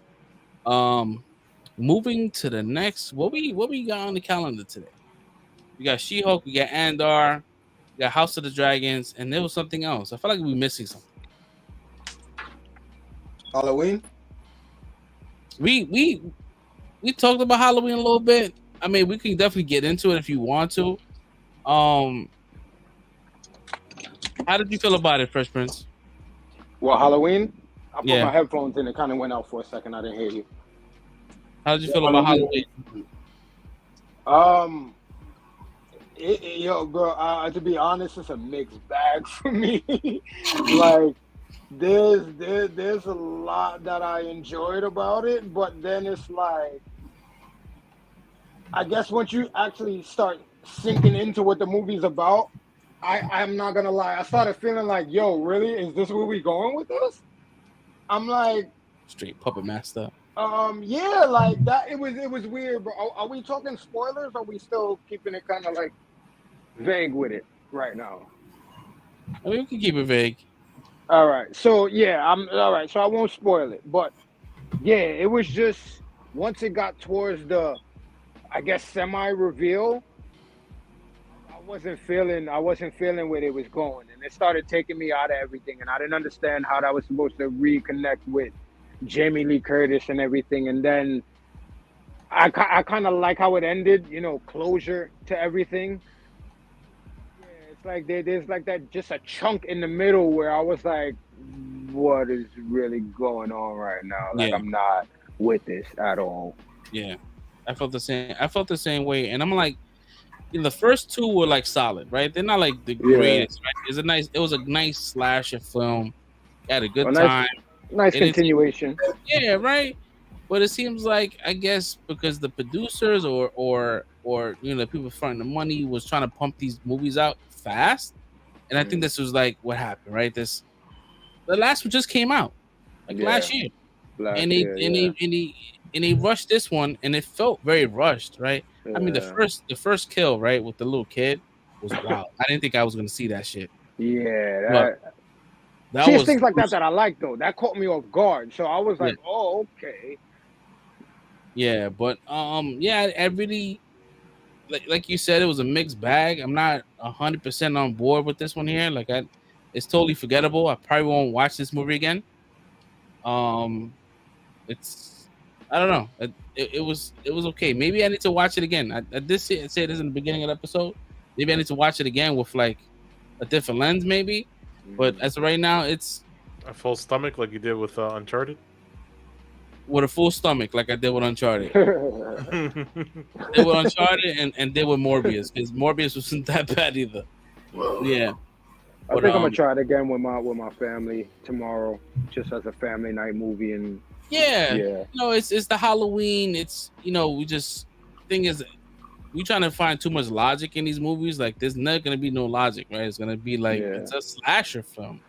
So maybe I just need to remove myself from that and kind of like watch it as a slasher fan, because I love slashers and I like them. I like these kind of movies. So this is kind of weird that I don't really like connect with this one. I want to ask real quick. Ask Chris in the chat. Ask Marrero, because to me it seemed like they kind of tried to like answer everybody's questions, right, about the lore of what and who Mike Myers was. Like, and there's even things about when she was writing her book, like at the end, like it changes, like evil changes shape. Like that little nod right there, to me, I was like, oh, I like that. Like, there's a lot of things that they did to like connect back to the original movies, right? But it's like, I don't know. You tried to make it one way because we thought it was one way, like demonistic, like evil, possession, whatever. And then they made other movies that was like, oh, it's just a man that this and that. And then they kind of like tried to answer all the questions and try to mix everything together. And it just made it more sloppy to me. Like, I didn't like that at all. Yeah. See, Chris is big on lore, right? Right. He's the only one I know that he knows that world better than. That's why I asked him. Yeah. Most I know, even myself, I don't know shit about. And yeah, it was weird. I was excited. Like I said earlier, the first 20 minutes, I was like, oh shit, this is pretty good. But then it just got like, okay, what's happening? Yeah. Is this a Halloween movie? Like, what the fuck is going on, bro? Like, I mean, me personally, I would have went in a different direction towards the end. Yeah. I would have taken some people out that would have been closure, to be honest. Mm-hmm. I don't know, that without giving up too much spoilers. Yeah. 'Cause, you know, as you can see by the title, it's called Halloween Ends. We really know it's gonna end. It's For crazy. me, Same. Yeah. for me, I was disappointed that for a final movie, the final chapter of something, it took so long to build up to like where it went to. Yes. Yeah. For a final chapter, we shouldn't be having a slow walk into building up. So like it's supposed to be, we supposed to be in it already. Like we know why they're here, we know what the stakes are, we know this is the final battle. Let's get it on. Like why are we watching this back stuff? Like I don't care about her finding a boyfriend and all this other kind. Even though I did kind of think, I said, oh, maybe they setting up like a new chapter for Halloween, where it's like, it's not because they're done. Lori and Mike is done, so I thought they were gonna be the new generation. Nope. Like I said, why did we sit here watching this whole shit the whole time? Like I don't understand. I was lost. I ain't gonna hold you. I was lost, and I kind of wish I saw it on Peacock, but my Peacock was acting stupid, so I had to go in theaters and watch it. And I give you, I say, you know, the final one, I'm gonna go see it in theaters. Yo, the final one, there's gonna be some crazy shit going on. I'm gonna go see it in theaters. I mean, it was some crazy shit going on, though. I'm not gonna knock it. Like the story was good, but if it would have been good if it wasn't called Halloween Ends. If you told me Halloween New Chapter or Halloween, you know, something else, blah, blah, blah, blah, I would have rocked with it. I would have said, you know what, this ain't that bad. It's a pretty good movie. But the fact that you told me Halloween Ends, and I got this. I'm trying so hard not to say stuff because I don't want to spoil nothing. But like, there's no catharsis in this at all. At the ending of it, there's no finally it's over. Like, she triumphed. Like, nah, I didn't feel any of that at all. Yeah, I felt no connection. Like, like Chris said, like her daughter dies, and it's like really nothing.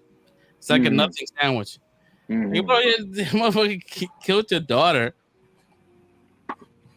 You being Susie Homemaker.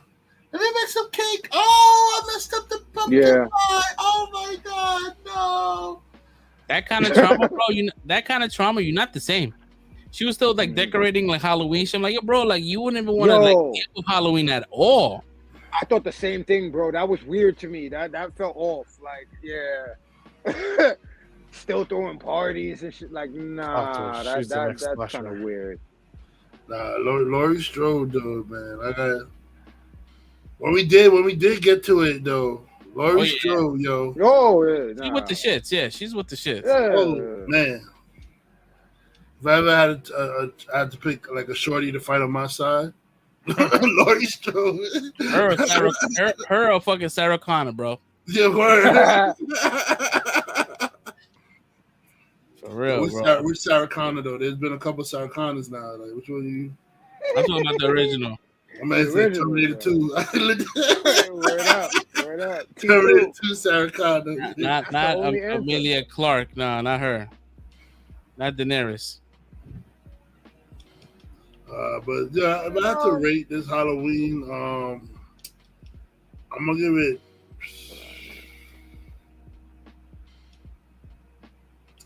I say maybe 3.5. 4. No, 3.5. No. I want to give it a 4, but like, give it a 3.8. We don't do that here. 3.75. 3.75. Yeah, I give it a 3.5. Like they dropped the ball, like really rounding this off and like finishing the story like to a satisfying end. It wasn't satisfying. I mean, we got an end, but it took too long to get to there. You know what I mean? Like that's why I feel like it dropped the ball at. If it was, like I said, if it was called Halloween in the new chapter or Halloween blah blah blah, I would have gave it a higher score because you know what? It's not the end of it's not the end of a decade-long feud between Laurie and Mike Myers. You know what I'm saying? They're gonna continue on, but this shit is Halloween ended. We Mike, where are you? and what kind of sucked about that is like they had these titles like from the very first, the new version. They already list the 2 extra movies that's coming out, Halloween Ends and all that kind of shit. So they had that shit in the pocket. But maybe it should have been changed. It makes sense. I don't know. I just want to say though that babysitter scene was crazy. Oh shit, bro. Talking about the beginning part, right? Yeah, it had nothing to do with the overall story, but holy shit, bro. Nah, that shit was crazy, yeah. That shit was crazy. My man turned into Gumby at one point. I was like, oh, boy. I had to rewind that shit. Like, did I really just see that? Hey. Yeah, I can't believe they showed that kid going out like that, yo. Yeah, bro. Wow. That shit caught me completely off guard. Well, good for his ass. Good for my man. You gorilla panic the way he gorilla panicked, bro. Like, I ain't gonna hold you. You locked him in a dark ass attic, bro. You didn't know what was up there, bro. Talk about Michael Myers is in there, bro. I'm gonna kick this door down too, and if you're in front of this door, I'm sorry, but you're gonna go with this door. He said that part was hilarious.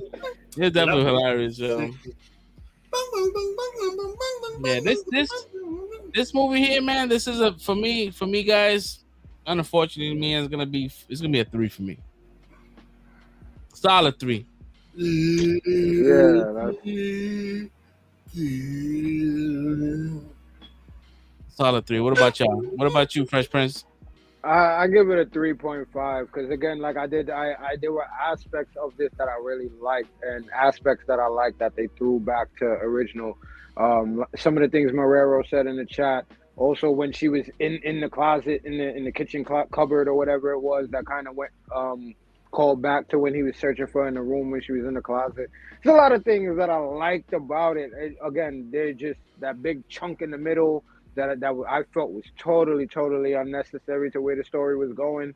And yeah, it took away from that closure for me at the end of this. Like, I wanted more. Like, I wanted to feel satisfied for Laurie. Not for me, because we can make more movies. I wanted to feel satisfied for Laurie. And yeah, I don't feel like they did a good job of like completing this trauma circle that she's been going through. Like, so yeah, I'll give it a 3.5. I wouldn't tell nobody not to watch it, but yeah, it's not. Yeah. I would say I did like in the end when it was like they went to the black cop and it was like, this isn't protocol. He said, this isn't protocol. And he was like, tonight it is. Yo, I could not stop laughing. I'm like, yo, they brought this dude back for one scene, bro. Like, this dude was not in the whole movie. He came back. Yeah, it is tonight, nigga. Let's go. No, man. That was crazy. I felt bad for the pops too, man. A lot of Easter eggs. A lot of Easter eggs in this movie.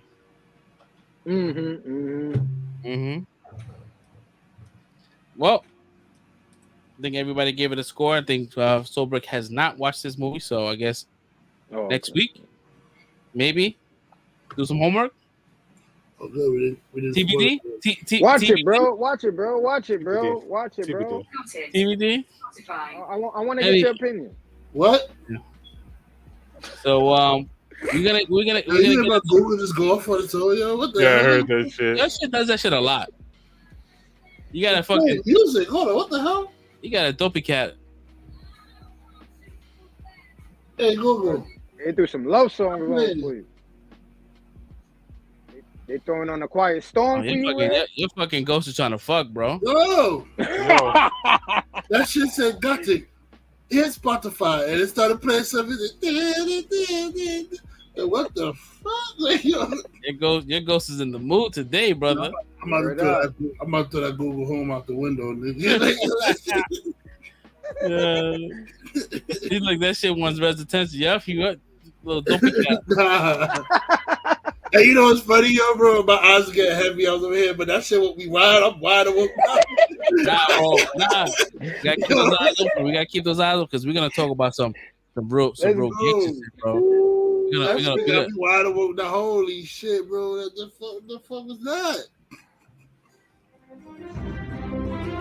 You've all been waiting for. They They better never change his theme song, bro. I swear to God, for every Game of Thrones show, it has to have this theme song.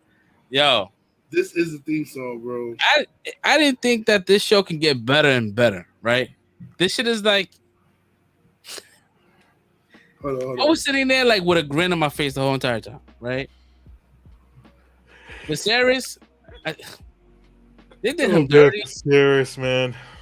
That damn Poor Viserys, guy. man, poor guy. He was a good guy, and he was like non-confrontational. They didn't want wars. He just wanted family, peace. Like a lot of kings don't want that kind of shit. They care about their name and all that shit. Good And He just wants family and love each Yo, other. this man literally withered away, and it was just like it's crazy because you see like everybody like getting older, right? And some people aren't because of the actors played by the same actors and not even like trying to make them look a little bit older. The timeline, but you just see Viserys, and you're like, yo, how many centuries passed by? Like, yo, I ain't gonna hold you, poor man. guy, bro. Like, I felt so bad. Viserys was so bad. Like every time I saw the beginning of Game of Thrones and I would see his name, it was like when Senator Palpatine fight Darth Vader. Like, there he is. He's alive. man, legit. Like, bro, every time I saw his name pop up in the beginning credits, there he is. He's still alive. Yo, the man had a hole in his cheek. Yo, like, He had a missing eye. Dude, not even a hole, bro. That shit was a fucking abyss. Yo, I felt so bad for him because he's sitting there. He's like, and even then, him being the way he was, being drunk off the milk of the poppy, he still rolled for his firstborn. He was like, she's like, Dad, I need you. I need you, Dad. My only child. Yo, he came through. Yo, I felt like that entrance, even though it was a kind of a long entrance because it took him a minute to get to the Iron Throne, but like you could tell he's like, I'll sit on the throne today, and the Otto looked tight, bro. Otto he was like, fuck. Yeah, because if they would have put this guy, they would have got the fleets, but now the fleets stay with Rhaenyra's side. They would have had the ships. So not only would they have like the biggest, largest dragon, they would have had also the most powerful fleet in all the Seven Kingdoms. Yeah. So that was a big, Rhaenyra needed that win, bro. Like, bro, I personally felt like that shit was like an Undertaker moment for me. Like Fresh said, it took long, but that was like one of those entrances that like, all right, we know this shit gonna be a minute, but this shit is epic, bro. Like my man came in and just took command of the whole shit. He was so happy, right? When she introduced him to his grandchildren. Yeah. It was almost like it was his first grandchildren. Like he had grandchildren already, right? But this was his first, almost. Like he cared about this more. And he heard the names. He's like, "Yo, this is." Aegon and Viserys. He's like, Viserys. Oh, I'm sorry. He's scared. Them kids like,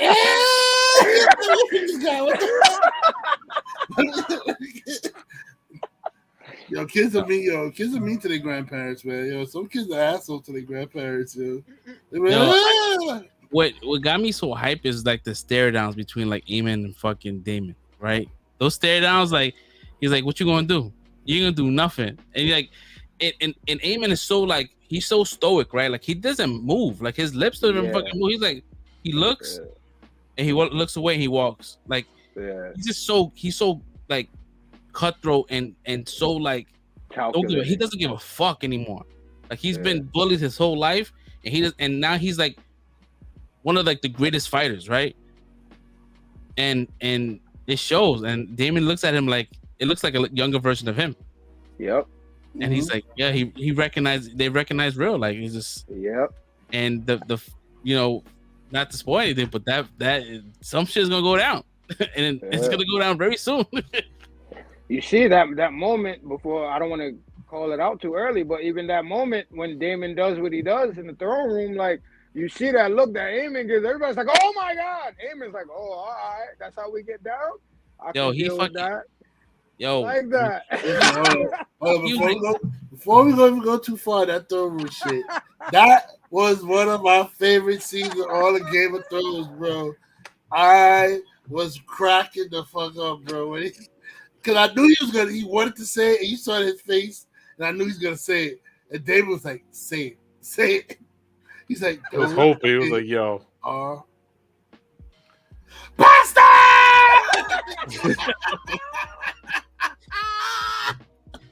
And you're a whore.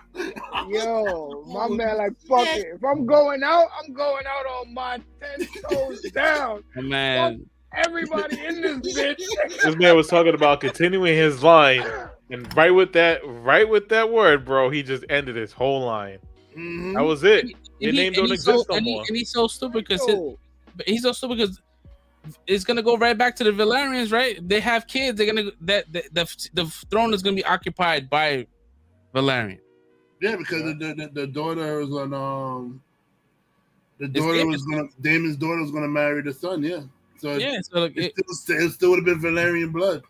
So like his whole argument of not having it is kind of stupid. Like you kind of shot yourself. Like he just wanted the power, right? Mm-hmm. He always, it's always the prince, right? Like I want the power, right? Like the dude is not even dead yet. Like he's wounded. Yeah, that shit was crazy, man. I knew it was gonna end well because he was like, "Why are we having a discussion on something that was already settled?" Like, it's like that shut down automatically because now you have to call it out and you're gonna end up getting killed. Yo, if misinformation or miscommunication was a person, Allison Hightower would be the person, bro. Yo, like, you're not talking about your Aemon, bro. Aegon, he's talking about the other Aegon, like the. Like, why would I love how they did that, though. Why would you think your asshole of a kid is the princess promised? Like, why would you think your asshole of a kid would be the one that everybody has a prophecy of? That little rapist jerk off you have raised over there? Yeah. She was just about to like be like, "I let bygones be bygones." They legit had a genuine respect. They forgive each other. They love. It was like all love. But then that shit happened. She was like, "Yeah, that shit. That envy set in again." Sarah thought he was talking to his daughter. Yo, old man dying on the milk of the poppy, man. He knows secrets. That's a bad combination. Yeah, man. Dying milk of the poppy and you spitting out secrets. But I still love how they did this because this is a very, very great way to play it as it's just a miscommunication. And this way, to me, they keep Allison's character the same. Because even though some of y'all might be hating on her, at the end of the day, like, I still see where she's coming from. And just like you said, like, during that dinner, she gave up on all that extra bullshit because it's like, yo, it's not worth it. Let's do what we do. And then this pulls her. See, her kids are little pieces of shit, yo. And she knows that. So, like I said, this is great writing to be able to pull her back into the scenario in that way where I gotta force my son to be on the throne where we all know she knows for a fact, like, this nigga is not meant to fucking be out here ruling shit. You know what I mean? So I just love the writing of it. She got her father's fucking, whispers all up in her ear and shit. Man. And she wasn't even thinking about that, that type of shit when she was younger. Yeah, he was the one to say, he's like, go lay with the king. He was playing his shit out. She was like, you serious? Like, yeah, go live with the king. Like, you sure? Yeah, that stutter. That's I said, go put on her dress, goddamn. Bro, that's how they used to do their daughters back in the day, man. The king, some king or some nobility got an open position. Yo, go put your damn dress on. You know the dress to put on. Go put it on and go show off to the king tonight, yo. You know what to do. You know what to do. That's I forgot her name, but Aegon's sister wife. She's saying a lot of shit in the background that no one's really paying attention about. Yeah, she's saying she's going left and right. She's spoiling the movie, spoiling the show, bro. Like it's Aegon's sister's wife. Who's that? I believe, right? Yeah, and they haven't shown the kids, but she has like two. Like Allison is a grandmother already. She has 2 grandkids. Yeah, that and the 4th kid is in Old Town. Yeah. Fourth Targaryen. He's born. People think he wasn't in the show, but he's in the show. He's just in Old Town. He wasn't there. What was his name, Red? Galen or Gaiman or something like that? No, it's Gaiman Pale Hair or some shit like that? No, Jesus, I forgot his name, bro. It's with I think it's with a D. That Darian or something. Is it something? I don't know. Dayron or something like that. I don't know if they're gonna do this sequence, right? This whole like, you know what I'm talking about, and it rhymes with. I don't want to say that either, but the whole something cheese, right? I don't know. That's really cheese. Yeah, I didn't want to say. I think they're gonna do it. They have to. What? Blood and cheese. They're gonna do blood and cheese. Blood and cheese. Blood and cheese is they like they henchmen and they pretty much say, hey, listen, it's a son for a son. Like pick one, because he's gonna kill one. He's like pick one, and she picks the youngest one because the youngest one doesn't know anything. And he goes, boom. He goes for the one that she wanted to keep. Yo, decapitates the kid, and then he grabs the head and he walks through town with the head and like holding. Yo, it's fucked up, bro. And I don't know if they're gonna show it. Yo, if they just. I don't think they're gonna. I need that. Some kids gonna die. They're not gonna show it because they're not gonna show kids getting killed on camera. Yeah, but they gotta do it though. They're not gonna show it on camera. It's gonna be implied. You know, it's gonna be implied. Yeah. Mm-hmm. I think they're gonna show it. They may not show it. Bro. I think they might show. They're showing a lot of fucking little kids getting bodied out there. Look at Halloween Day. they show that little boy die. But I'm saying a beheading though, bro. I don't know about beheading. I mean, that's a movie. That's a movie, man. And it's a horror movie at that. So it is an HBO show. So yeah, they might. No, they're not doing it. And it's Game of Thrones. They show incest, bro. They. I think they're gonna do it, but I don't think I'm like Red. I think they're gonna imply it. I don't see them. They're gonna imply it. They're not gonna. It's gonna be off camera. Yeah. Or they're gonna pan it away. They're gonna do it where he's gonna slice. Camera's gonna look this way, and then hit the body. I think how they're gonna do it. He's gonna say pick one. So you don't know which one it is. They're gonna show the slice. They're gonna show him pull out the sword and then swing, but they're not gonna show. They're gonna cut her screaming. Like you see her reaction. Like, you're gonna do like some shit like that when they show her reaction. Yep. I wonder if Amen is gonna rock the gem in his eye. Like get rid of the patch and have the gem. Is that how he is in the books? I was hoping they would do that, but I don't know if they will. But I hope they do. Shit, I'm waiting for the nickname to come into play. Shit. Let's get it. This is very stressful, right? I don't think this new episode now that's coming out is not going to be like a time jump. It's going to be within the same kind of because I think all the stuff we're talking now is going to be next season stuff. It's going to be next season. Yeah. It's not this season. I think we're going to see. I think tomorrow, Sunday, we're going to see the plot to take the throne where they do it, and I think the episode 10 is going to be when they actually take it. And then it's gonna end probably with a big death, or it's gonna end where death, and then it's gonna be like wait till next season to see what the aftermath for that. Yeah, they have implications from what happens. Yeah, they have to do a cliffhanger to keep you locked in, even though you don't need to because we're already locked in. But I think that probably will be the death of Rhaenyra's son and his dragon, and Aemon killing and then. You know, that body being washed ashore or whatever it is. I think that's when it ends. And you're like, oh fuck. He just bodied his fucking nephew. He's like, yo, I don't want to fight you, man. I don't want to fight you. I'm good, man. They told me not, that you might be here, but I'm not gonna stay. I'm gonna just I'm gonna meet you outside, bro. Meet you outside this kingdom real quick. I'm gonna catch you a quick one right now. That's fucked up, bro. It's fucked up because he was trying to avoid him. He's like, yo, I don't want to fight. I don't want to He was kids, you know what I mean? And he's tight. He's like, you fucking maimed me, bro.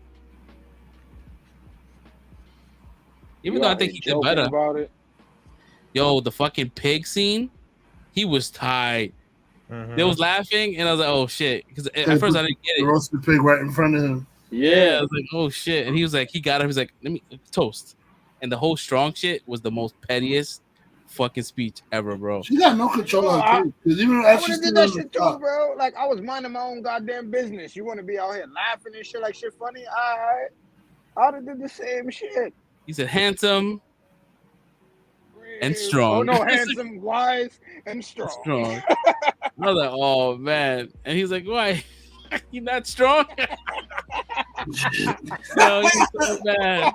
listen, I feel like this whole fraternity shit is stupid. Because the real person who you have to be related to is the chick that's gonna sit on the throne. So then regardless of who the father is, it don't mean shit. They're Targaryens either way. They're gonna sit on the throne either way. So like, all this is nonsense. Well, they act like because the father is strong that they're still not Viserys' grandchildren. They're still his grandkids. And I mean, look at 100 years in the future. You got fucking Lannisters sitting there. They think they're Baratheons, but they're not. Word. That's why this guy was saying it doesn't matter about the blood; it's the name. Because as they go down, they don't have it registered as Lannisters on the throne. It's Baratheon. I think that it's a stag. It's a stag showing for the crown sea while Joffrey and all the rest of them sitting on the throne. But I think isn't it the prophecy said like if a Targaryen is not sitting on throne, that's when the White Walkers start to emerge. Yeah. That's the point of everything. The Song of Ice and Fire. Ice and Fire, yeah. So I wonder how long that I'm sure like this it ends with Targaryens being on the throne. I think they were on the throne all the way until the Mad King. Mad King, yeah. So they. I don't know, man. This show is fucking good, bro. This show is a fucking. It's a 10. We only do 5s, bro. But like, this is a fucking 10. Yeah. This is a fucking 10, bro. Man he said, "I'll have your tongue for that." David said, "He can keep his tongue." Oh my god, bro! When I saw that, I had to rewind it. I said, "Nah." Let me rewind this shit, bro. And it was done so well too. Like you saw the slice, like that shit sounded so fucking. And it looked the CGI looked like great. Clean cut, straight clean cut. He went through that head like butter, Valerian Steel, baby. Valerian Steel, baby, cut like butter. He hit it with that. That's Dark Sister, right? That's the one they can't find now. Yeah. That's the that sword needs to re-emerge somewhere. It's in the water wherever Aemon's body is. It's in the water. Yeah, he puts that shit right back in his fake eye. Damn, bro. They might because in the books they don't really allude to him dying either. So I think they're gonna probably keep him around. Yeah, they don't find Daemon. They only find Aemon still attached to Vhagar. Yep, they find Daemon's was it Cyrax? What's his name? Yeah, he washes up too. Yeah. So they don't show him, so they might keep him around. This show's going. I think they're gonna keep him alive. Yeah, they have to because right now he started off as not a fan favorite, and his arc is. Really? I liked it from the beginning. Cool. Daemon. I didn't because he was being super creepy with his fucking niece. He was being super cocky. I knew it was Targaryen shit. I said Targaryen. But he was mad cocky and the whole like jolting shit. I was like, I don't really like him that much. But then his arc was so fucking dynamic. It's crazy. Like he's all about family. And he's like, yo, you're not gonna disrespect my wife, even my stepchildren. You know what? You up. I think he's always been about family though, bro. Like the reason why he was so cold to Viserys, he felt like Viserys betrayed him. Because Otto Hightower was over here doing him dirty and Viserys wasn't having his back. So he's like, bro, I'm your brother, and you letting this dude clown me clown my name and shit like this, and you're not doing anything about it. So he said, you know what? F you and F your hand. I'm out of here, yo. Like I'm gonna start doing me. Mm-hmm. Yo, they was doing what you call it, like the family tree. They said a 3-eyed raven is Venera and Damon's. They're the Greek grandparents of the 3-eyed raven. That's I was tight. like, oh, that's close. That's tight. Yeah. Even though the 3-eyed raven is a bastard. They're the great grandparents of a lot of people.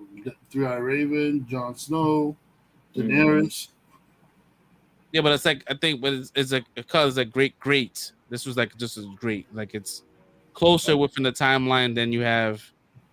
Yeah, they family tree branches out like crazy. I want to like see like someone do some shit like on YouTube. There's probably videos already, like a whole family. They have tree. it. Yeah, they have it. They have it. Yeah, I want to see that. I'm interested in seeing that, like to see who's related to who. Yeah, because Robert's grandmother was a Targaryen, which is why he had one of the highest claims to sit on the throne. Well, besides the fact that he killed Rhaegar, but yeah, the Baratheons are related to Targaryen, so they have claims to the throne when if the Targaryens are not sitting on it. Mm-hmm. They're like cousins or something like that. So yeah, that's why they always hang out at Storm's End with you see when she was picking her husbands and stuff.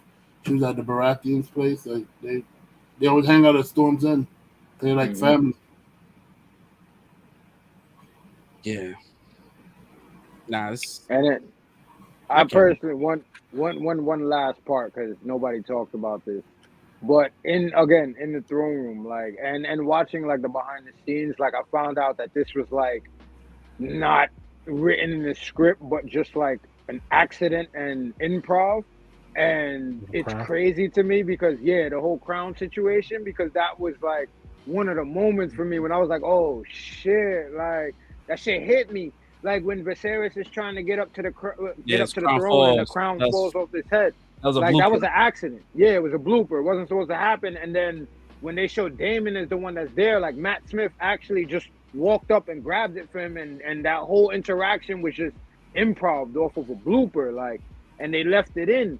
And to me, that was like one of the most pivotal moments in that episode for me. That really, like, I felt that in my chest, like, oh shit, like that whole thing choked up, man. Brother, bro, like that whole thing had me choked up. But he was like, I said I got it. And he said it was David that was helping him. He was like, oh, bro, okay. that was that hit me, bro.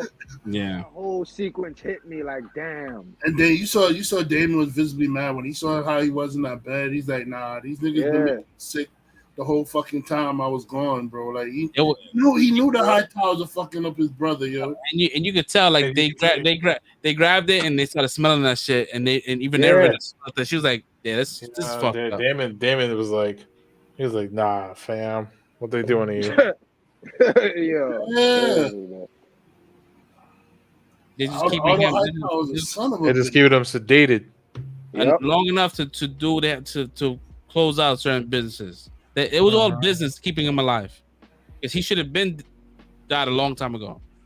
They prolonged that shit. When they got rid of the Maesters, and they swapped, he was healthy. My man was over here smiling. He was there. He was healthy. She left. Nigga got all sickly and destroyed again, bro. But the dude that is the headmaster now, though, I do kind of vouch for that dude, though, bro. That's the black dude that was trying to help him out from the beginning when they kept trying to put the leeches on him and shit. The leeches make him feel good. Yeah. Nigga, like, yo, give him some bud, bro. He'll be all right, man. You talking about leeches. What? My man said, yo, he was like, yo, we got some herbals, some herbs that'll get him back to where he needs to get. I was dead ass about to say herbal essence too, but like, yeah, like, but nah, they doing him dirty, man. This episode was heavy, man, heavy. Yeah, it's one of my favorites. Cause it touched on mad shit, like mad emotion, like to like feeling proud about it, feeling proud about how he feels about his brother, the fucking beef, the fucking pettiness. There was so many emotions that fucking putting everything aside. Even though like that scene was an accident, like with the crowd and everything, they portrayed it in a way that it's just like Damon's like even though we had our beef, I'm here for you. Mm-hmm. Yeah. And his brother's like, I. Yeah, even though you Yeah, impregnated like- my daughter. your niece. It's like we're family.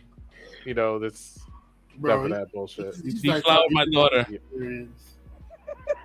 When he saw that, he's like Targaryen gonna Targaryen, man. I know what it is. Yeah, fuck it, man. Yeah. I mean, it's true because you have Aegon and his sister married. They have kids. You know what I mean? It's Yeah, that's what they do. Johnson and Danny, that's his aunt. Yeah. And he put the beats on that. Turn his on up, yo.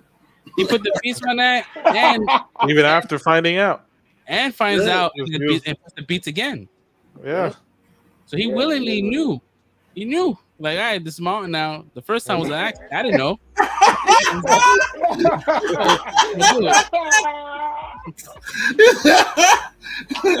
This time around, it's a confirmed decision. We're doing this incest. So, You know what? I mean, it's embedded into his DNA. He's not gonna care. He's gonna be like, you know what? My line is all about that shit. He So proved Varys wrong. How we do. Varys is like, how many people you know from the north sleeping with their aunts? Oh, you're wrong this time, Varys. Man, he went back for more. damn, bro. Danny. Man, that bitch is crazy. They should definitely fleshed out a lot of like Targaryen fucking lore, bro, and I love it. Like I heard that they doing a whole like Baratheon stuff, like with the spinoffs. Like that's gonna be cool and all, but like my zone is the Targaryen lineage. I mean, Robert's War is It's part of it. a crazy story, man. Yeah, it's all part of it. Yeah, it's all part of it. But like, Robert's Rebellion, yeah. but I like the just the core aspect of it, like seeing maybe like the conquest and all that shit. That would be fucking nice to see, right? Yeah, I I hope think that's they what they're do. doing though. I hope they do Blackfire Rebellion after this. I heard they were saying that they was looking to cast people for that spinoff. But I don't know how true it is. I guess they're waiting for this season to finish to announce more things. Yeah, they were saying that who was it? Scarlett Johansson and Henry Cavill. No, Was it was Henry Cavill and Elizabeth Olsen. Lizzie. But she already said that's not false. She claimed it's not her. She's not getting no role with Game of Thrones. That bitch lying. She came out and said, no, I'm not doing no Game of Thrones show. Yo, Henry as fucking anything Targaryen, he's gonna look like The Witcher. Think it's gonna be hard to fucking. But Yo, him as Aegon, I'll be down with that shit though. yo, I ain't gonna Aegon, lie. yo, that would be crazy, bro. With that big ass fucking dragon. Hell yeah. Was it Baelor? Was it Baelor? Yeah, Baylor, yeah. I love to see. You could tell I love this show because I remember names. I don't remember names for shit, bro. I remember dragons' names. Oh man. Oh, did we freeze? Oh no, we didn't freeze. No. I was like, oh shit, fuck, we was doing so good. It just got ultra quiet. Yeah, I was like, oh, shit, that went down. I was like, nah, yo, it was looking good all day today. Yeah, man, it was good, man. I enjoyed it. I can't wait for shit. What, 12:23. I can't wait for tomorrow. Let me ask y'all a question, because you said Helena was spoiling the ending, right? So what do y'all think she's referring to when she's talking about beware the beast beneath the boards? Say what? The sister, Aegon's sister, the weird one that act like she got Down syndrome or something, or autism or something. I think it's maybe it's the rats. What do you think about the rats? I think the rats are as a symbol for this whole blood and cheese situation. Do you know what a green seer is? Nah. All right, you see how Bran was like warging like into the animals and shit. Mm-hmm. Like it's like that. I kind of think like she's talking about Laris, cripple, the dude that's on some real little finger / I'm calling him middle finger type shit right now. And the dude that's in the background that killed his pop, set up his pops and his brother to die. I don't remember that. All right, you Vaguely. remember when the Hand and I think it's Robert Strong, Sir Strong, whatever his name is, when they got burnt alive in the castle. Yeah. All right, you remember the crippled dude that's always walking around and plotting with Allison? Yeah, he's the one that he ends up poisoning Aegon. Right. So that's the Hand and Strong were his father and brother. Yeah. Right? Yep. So yeah, so I think he might have that green seeing power or warging power. I think that nigga might be warging into the rats and all of that shit to like really creep on people and shit and see what's really going on. That's why this nigga's pulling all these moves in the background. I think that might be what she's talking about. But since Red popped back in, the question I asked Red was, what do you think Helena is talking about when she gave the prophecy beware the beast beneath the boards? Where the beast beneath the boards. Because you know how when Allison was like, yeah, you'll get a dragon, and she was like, yeah, he'll have to close an eye or lose an eye or some shit like that, and then she was talking about the centipede, like, oh, the last ring has no legs, like talking about Bran, how the last king has no legs. So like she said, beware the beast beneath the boards at the dinner table when everybody was toasting and shit. What do you think she's referring to? Do you have any idea or you don't know? That's what I'm curious about. Oh, okay. I gotta think. I don't think I gotta think about like Game of Thrones stuff that happens. I feel like it's the rats though. Because the rats has been all over this episode, all over the season. Yeah.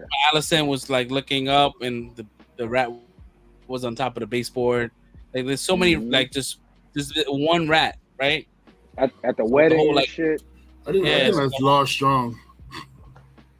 That's what I was just explaining to them before you got back on. So go ahead. What's your theory? What do you mean it means him? I think because he knows shit that he shouldn't be knowing. And so for you to know the stuff that he knows, either somebody has to be telling you, or you have to have some secret way of like spying on people, which I think is the rat, because the rat is everywhere. Yeah. And it's not one rat too. It's the same rat. It's not like it's a different rat. Yeah. I was saying to them, I think he can green see or like warg. So I think he's like warging into the rats or some shit to like listen in on everybody and shit. Yeah, I mean that's not far fetched. That could definitely be a thing. Because he definitely knows a lot of shit that he's not supposed to be knowing. I mean, could the beast beneath the boards be blood and cheese though? That's what I was thinking. That's what I was telling him earlier. So with the whole because blood and cheese, they come through secret passages of the of the castle. Yeah. I mean, listen, we got a day to watch. The show was epic, fucking epic. We got like 2 more episodes, right? 2 more, man. That's it. I'm gonna miss my guy, man. My guy Viserys. You I'm know gonna you're weak as shit, man. I'm gonna miss you, bro. Man. That end of the episode, we if you watch it with like subtitles on, it says breathing stops. It's like, ooh. He didn't want the job, bro. He didn't want it. Like the only reason why he got it is because the king outlived all his sons, and he was the only one. He was the. Well, really, because everybody didn't want a woman as queen. That's really why, because it was really Rhaenys' position to take. Yeah. And you could tell that he wanted to give it to her too. He was like, yeah. But this guy Paddy Constantine, he did such a great job with this role. Like, even though he's not the Viserys that's from the books, like even George R. R. Martin came out and said that like his Viserys was so good that he wants to go back and rewrite his Viserys to be like the Viserys does in the show. That's So he said it perfectly portrayed the tragedy that Viserys is going through. The show Viserys perfectly portrayed what he was trying to go for in the books. And to be honest, bro, I did not expect him to survive this long. Word. Like he made it all the way to episode 8. Every episode, it's like I think it was the sheer will for his daughter, bro. He knew that his daughter was going to get fucked over, and he was just trying to hang on as much as he can and like help her. He made it through 3 time jumps. And he was just, I was Bro, like I'm telling you, I thought it was a time. It was like Senator Palpatine. Like, there he is. He's still alive. There he is. He's still alive. But Palpatine found Vader, man. That seems like the ongoing inside joke of the season. Like, nah, this nigga's done next episode. Oh shit, he's still here. He's still here. Oh shit, he's still here. Yo, it was crazy, but like, nah, that was some real Shakespearean shit they did in that last episode, man. That was kudos to him, man. That was a great portrayal. Now he gets to be with Emma. Word, finally. His one true love. Yep. He didn't want to get married. He was like, I don't want to be married. I don't want any more kids. Give it to my daughter. That's all I care about. Bro, the funny shit is like, thinking back at like the earliest episode of the season with the whole marriage thing, when they offered the little girl to him, and he was like, "Yeah, don't worry, my mom said I won't have to build until I'm 14." I'm like, oh my god, the shit that fucking Otto said to Viserys, like, yo, what about your son? He goes, he's not even 2 yet. Like, yo, bro, what are we doing? Okay, he looked at the son, and then he looked at him like, you dead ass? He looked at the son and then looked at him like, yo, you dead ass? Yo. Then why don't you marry your son to your daughter? You tripping, cuz? He's like, nah. Yeah. He got to go. Otto had to go. Otto Hightower had to go. I don't know why he brought him back. I would have found another him. I would have brought that nigga back. He probably only brought him back because he was fucked up, and Allison probably called the shots on that one. Yeah, he saw it. Allison was like, she redecorated the whole house. She got rid of all the titty pictures and all that shit. They put her her 7 gods of the 7 thing all over the place. I was like, yo, and with the whole green shit, she set tripping. She set tripping right out. When they looked above that throne and they saw the Targaryen symbol was gone, they were like, you saw that David Everdera's face and like, what the fuck? that Targaryen symbol was gone. They're like, Now what's gonna happen? Fucking Aegon is gonna probably sit on that throne, maybe like the last episode, some shit, and he's gonna get cut. He's gonna get cut and like, fuck. Now you get leprosy or whatever you have. The funny thing about Targaryen, they're not even supposed to have diseases, so like the fact that Viserys getting all this shit, he's just a shit out of the Targaryen, bro. Cause look at Daemon attacked the crab king, and he didn't get grayscale. You know what it is? I think that they did that to get him sick. I think they prolonged his sickness. Like he could have probably been with good maesters, he probably would have survived and lived a healthy life. I think they prolonged his infections. Yeah, he would have been 2 fingers gone, and he would have been good. But yeah, I've been saying that like the maesters are like their main temple and shit or university, whatever you want to call it, is in Hightown. Like they have to have allegiances to Hightown. Like there's no way I can't believe that. So yeah, like they definitely was doing him dirty all them years. Super dirty. Super. So how would y'all rate this episode, guys? Come on. 10? Come on. Shit, buddy. We like a 5-10 every episode. Come on, buddy. Come on, buddy. What kind of question you asking here? We all know Everybody You're gonna around these have to ask for parts this don't one. hear that this show's rated a 5. Yes, sir. I said 10, but we're gonna for the show purpose, we're gonna go. I'm gonna go 5. Well, I mean, if we go 10, 20, whatever you want to rate, I'm doing What's the that. highest score is? This shit is epic, nigga. We did too. Whatever time you on, we did too, man, with that show. Yeah, that was a good one, man. But yeah, can't wait for tomorrow to see the next episode, and hopefully, now that Viserys is dead, it's gonna be even more shit that's gonna happen because she's gonna want to fast track her son to sit on that throne before Rhaenyra finds out. I mean, this shit's gonna destroy the kingdom. Yeah, and it's simple. So, let me tell you, I was talking to Fresh about this. I was just like, this past Sunday, I was waiting for Game of Thrones to come on. I was just like, yo, I couldn't sleep, and so I decided to try to watch Game of Thrones 3:00 in the morning, and it wasn't on. Then I tried again later in the afternoon, it wasn't on. Then I was like, all right. So I tried around 7:00, it still wasn't on. I was like, was episode 7 the last episode? He's like, nah, man, it's another episode. It comes on at 9:00 at night. I'm like, oh shit.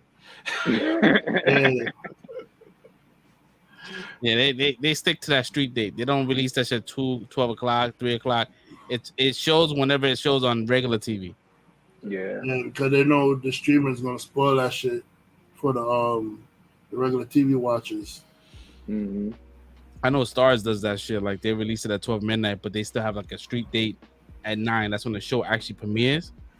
But yeah, I know they was doing that shit with Power. But yeah, man, this show was good, man. I enjoyed it, every minute of it. I was sad that it was over, and I can't wait to jump back into the show because you're gonna get like a full hour straight fuck shit. They always deliver. So my thing is, I don't know why she want to put that little shit on the throne. I don't look at that.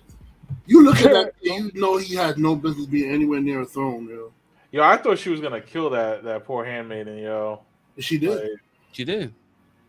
She ended up killing her? Yeah. The one that her son raped? Yeah, she was poison. Mm-hmm. I thought that was like a plan B. Nah, that wasn't the plan B, T. Nah, she poisoned her, bro. She poisoned her. Oh shit. Because if you pay attention, the that plan B T is like a not white like milk, but it's like a white hue to it. That one was like blue or some shit like that. Yeah, like it was more poison. of a blue tinge to it. Like, yeah, they poisoned her, bro. Yeah, she Man, didn't want. They I didn't want thought this. she paid her off to go away. Nah, that was to lower her guard to take the fucking poison. Yep. The setup. That was for her. That was loose ends, and she didn't want that around the kingdom. If she start talking, then everything, he's a rapist, whatever. Like, nah. Cause they know money don't shut people up. That's why she cried. But she felt really bad though. She was like, I had to do what I had to do to protect my son, but my son is a real dick about it. And he didn't even care. No. He was like, "Oh, I was just playing a game." But she took it too seriously. Like, word? Our word is a game to you, bro? Like, word? Damn. It's a little piece of shit, man. Mm-hmm. She played. Yeah, yeah. Off camera. Yeah, dude. Yeah, you know she was dead because it's the next thing somebody came and said, "Did anybody see what this girl is? Because she's supposed to be changing the kids." Well, that's what I thought. I thought freaking she paid her off and she bounced. Nah, I originally thought that. I originally thought that, but then when I saw her react to the other maid saying, "Hey, she's supposed to, clean, change the clothes or whatever," she started like she held her tight because I'm like, "Oh no, she killed her. She killed her." That's when it kind of clicked, like, "Oh shit." Mm-hmm. Yeah, she even said it. She said, "Oh, this is just to make sure that you really don't talk." Right before she drank it, this is to make sure you really don't talk. This is fucked up, bro. This is like, listen to this fucking cutthroat, bro. It's Game of Thrones, baby. Game of Thrones. Was it Cersei said, "Game of Thrones, you either live, you win or you die"? Yeah, man. She ain't as crazy as Cersei, but she's there. She's crazy. You Cersei know, blew up a whole citadel to make a point. the Bro, thing, like, the thing with Cersei with me is Cersei was they're actually pretty much the same. Cersei's trying to please her father. She's trying so hard to be like her father, Tywin, that she ended up making dumb decisions through like her thinking she's making smart decisions. But like it's pretty much the same thing. Alicent's trying to please her father Otto. Cersei trying to please her father Tywin. It's the same tragedy, and they both have a dickhead for a son. I think they both going through the same tragedy, but I don't look at them the same though. I can't. I don't like. All right, we talking about the show. I'm talking about the show, right? I can't look at the Alicent from the show as the same as Cersei from the show. Like, well, I mean, yeah, Alicent like is more innocent. You're right. That's what I'm saying. Yeah. She's but at the end of the day, they're still like doing Cersei, bro. They're still doing dark shit to please their families, yo. Right. yeah, I agree with you on that. She definitely like she has a little more remorse. I think she has more of like hatred, not hatred, but like a kind of like a I don't know, like a really kind of envious relationship with Rhaenyra, right? She felt like Rhaenyra lied to her, and she went to bat for her. She's like, no, she will never lie to me. She told me that she didn't sleep with her uncle, and she found out she lied. She's like, fuck this bitch. I don't want that. And she smashed the dude that she had a crush on, Christian Cole. Yeah, exactly. So she was mad about that shit too. Yeah. She's like, damn, I wanted to smash that nigga. What the hell? Oh my god. And then I'm here fucking this old man, and I don't want to, but you know what? I gotta do my duty to family and all of that. And you're supposed to be doing the same shit because you the heir, but you out here running around reckless. Like, I don't know. I see where Alison's coming from. Like, I can't agree with her on every move she makes. Like, once again, she just murdered some random girl that got raped. Like, so she does do some crazy shit, but at the same time, again, I can't say she's the same as Cersei, bro. Like, she has some type of redeeming qualities to herself, whereas Cersei, I don't really see any redeeming qualities in Cersei at all. Cersei care about her kids? I mean, I will hope you do as a mother. I think that's. There's some mothers that really don't. That should be a given.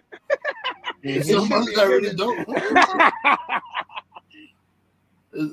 It's really her kids that made her snap too. Like, what turned her really extra cold-hearted when she lost all her kids. That's when she really, really went Black Queen Cersei. Sheesh.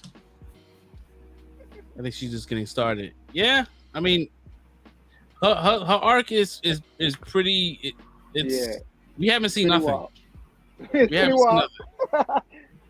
Yeah, her arc is crazy. Yeah, Addison is mind you, this Addison that we see on the show is not the Addison that's portrayed in the book. Addison in the book is a bitch. This one in the show, they're giving her a little more innocence. They're giving her a little more nuance to her character. But the one in the book is a BITCH, all capital letters. All caps. Honestly, they're doing that with Rhaenyra too, because like. Oh yeah, Rhaenyra in the book, and then she was in the book too. Yeah, because she really hated Laenor Valerian. She hated him. But in the show, they made it seem like they had a mutual understanding that she actually cared for him. But in the book, she was like, she didn't approve of his lifestyle and she hated him. And they actually killed his asshole. Yep. Yeah, he died. Yeah. He doesn't survive. Rhaenyra ain't as good as she portrays to be either. But yeah, that's the differences between mediums. The realm is the light. Yes, sir. So, yeah, man, that's I think that concludes our show for today. Before we leave, yo, how you feel about Kim Kardashian voicemail coming out? Calling Whitney a crackhead. Stop this now. I don't care. Don't feed into it. What are you doing? Let's go, man. Let's go. No, I said I don't care. I don't care. That shit is so far like I don't even know. Like Who hasn't called Whitney Houston a crackhead? I haven't. Come on. The general consensus all call someone a crackhead. I haven't. I don't know. I don't know her lifestyle to call her crackhead. Was she high a couple of times? Yeah. Is she on crack? I don't know that she's on crack. He said no lies, no lies told. People, it was said. It may not have been said on a public forum, but it was said. People know that she was on drugs. She was cracking out with Bobby Brown. So, yeah, she may have said it, but I also think like when I heard the audio, it doesn't like it sounds like saying allegedly. You said a lot of like yo. You're not saying allegedly before your statements, bro. No, but like they still saying that audio clip is not even her. There's someone like, oh please, that's her, man. That's her. I mean, all right, if it's her, it's her. Who's gonna fake call Ray J phone and pretend to be kid like this craziness? Anyway, I don't know why you cut. Don't talk to me. That's definitely her, bro. All right, but like, yo, like the shit, like she said that shit like 10 fucking years ago, right? Is she the same person now? Like, all right, like pretty much. we said some wild crazy shit, right? 10 years ago, right? That if they brought it back, like shit, our podcast if they bring that shit back, and that shit was 6 years ago. Some wild crazy shit we said. I stand behind everything I said. No, I don't remember what I said on that shit. I gotta watch that shit again. Yeah, it was her. Probably, I don't know. I heard a little bit of it. I didn't. It was her. Like it definitely was her. I mean, I don't know why you love Kim, but it's cool. I don't know why either, bro. She was arguing with me about this, bro. I literally almost got like unfriended in real life because I put up that post about Candace Owens. This shit is nuts out here, bro. Yeah. Yo, who is giving Candace Owens all this tea though, yo? Somebody is snitching heavy, bro. They giving Candace Owens mad ammo, bro. She has contracts, bro. She has contracts. She has all kinds of shit, bro. Like what? Yeah.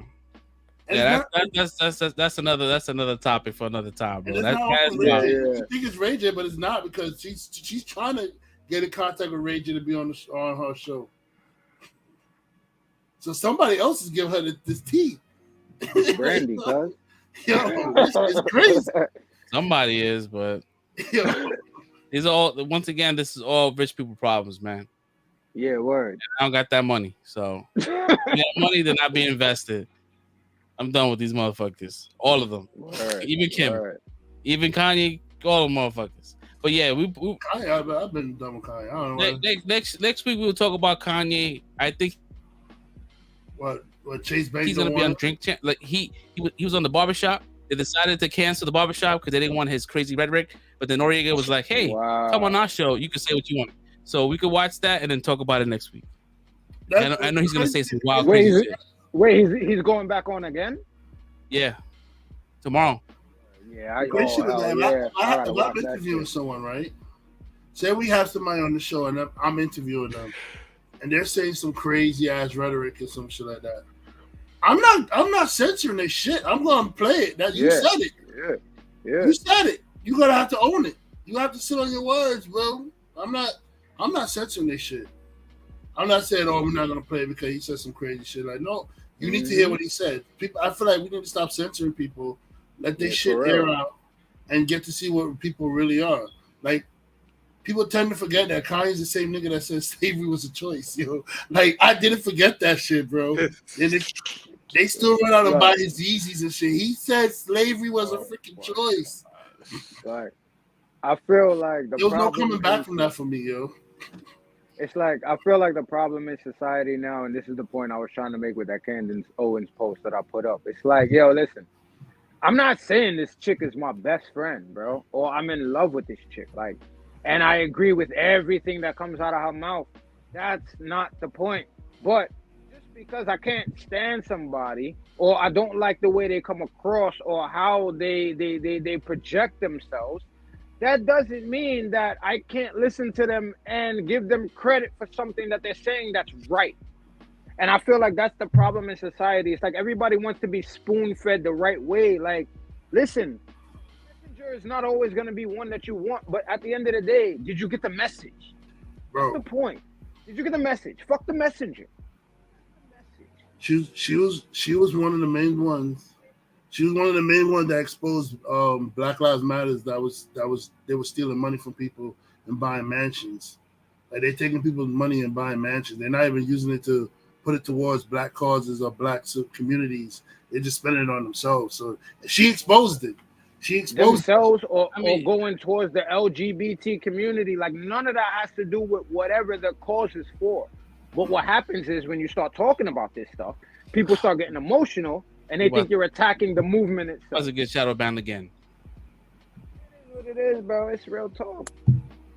Nah, it's real talk, but it's also like allegedly stuff. Alleged, bro. Oh, no, I'm not gonna say that. Yeah. I mean, there was a one singular person that took advantage, but like I wouldn't say the whole entire. The LLC is a piece of shit, right? Not the people behind the LLC. Like the LLC did some real foul shit. But like the people like this behind the L. The people behind it. Which is, you mean us, right? Like real people. Real people that what it's supposed to be about. Yeah. Not the LLC. The LLC took advantage of people and stole money. Yeah, we're talking about the organization. Not the movement. And that's what I'm saying. When you start talking about the LLC, people act like you're attacking us. Like everybody that agrees with what the movement is supposed to be about. And that's where it gets tricky. Because as soon as you say that, it's like, oh, so you believe that did this person deserve to be killed? And it's like, what are you talking about? Yeah, like when you have a shirt that says White Lives Matter or fuck Black Lives Matter, like that's stupid because at this point in time you need to kind of like set aside the LLC versus the movement itself, right? You could say fuck Black Lives Matter LLC, right? Or name the person who's been taken advantage, but not the people, not the cause, the people that's out there in the front lines, in the trenches, trying to make a difference and not making a dime. They're doing it for free, right? So it's stupid, man. Like, you know, Kanye West, like, again, he's on his own shit. He does this shit. Most likely there's a project that's in the midst of something. Maybe this is an album that he's about to announce. That's what it is. He wants eyeballs on him. The moment he eyeballs, boom, a single comes out. So, well, you gotta find some place to house his billions. He lost his bank. Exactly. So I I'll hold it for you, Kanye. Pass it over here, son. Yeah, I could be a bank. I'll skim through your shit. But we'll get into it next week, man. When he gets onto the Drink Champs, I'm really interested because I watch Drink Champs all the time. So yeah, word. He lost his shit last time. This time around, he's on a different playing field. So I'll tune into that and we could talk about that shit next week to see how that goes because I'm sure the internet will break again for him. Mm-hmm. So. I don't know why, because I'm not even shocked about the shit he said anymore. But I'm like, Kanye that's here now is not the Kanye from College Dropout. It's over. His brain snapped. He snapped. Yeah. So it is, and I think Candace Owens is just being an opportunist, and using that to help her, you know, elevate to what she wants to do. Because it seems like every time when something happens, you can always count on her to say some shit the moment something happens. But I would say this about her though. Like I personally don't like her, but she do be having some valid points sometimes. You know? Like I'm not gonna say all the time she's wrong. She do be having some valid points. The only way I find that she's lacking better views is like her views on white and black social dynamics. Like I feel like she needs to work on that. But like she be having valid points, and sometimes she be pointing out facts about like shit you don't want her to be right about, but she be right. Mm-hmm. And if you understand the way she grew up and where she came from, you'll understand why she has that problem in that specific area. So this is my thing with people. It's like if you understand the messenger or where that person is coming from, at the end of the day, you can still take a valid message out of what she's saying, without having to be like, yeah, I'm a fucking Candace supporter, stan, and this and that. Like, I just think people in this era now need to be able to pull out and information without having to be able to be like, oh, I love this person. Like, it doesn't matter. Like, just be able to understand the world that you're living in, period. And be able to make decisions and mature from that. And why it's so hard. It's weird. And again, she's only one person, right? You know, there's always gonna be false prophets. So she's just one person. And to be honest, I kind of tune her out at the time. Yeah, she may have some things that I made, but like, all right, that makes sense. But overall, like her whole entire like shtick is being controversial and creating tension. Like she likes to stir people up. She likes to stir the pot. And it's all because of trying to get her the position she wants to get into. I don't know what that is, but anyways. Yeah, so and that's it for today's episode, man. we ended up with Candace Owens. All right, as we go left sometimes, bro. So yeah, man. If we're wrapping up today's episode, we'll be back for 107. It's gonna be very light because we're not gonna have any Marvel stuff. We might have, Black Adam talk, depending on who watched it. Talk about the Kanye shit, the Drink Champs. We could do that. Yeah, man. If you haven't done so, please like and subscribe. Hit that bell notification bell. Share us.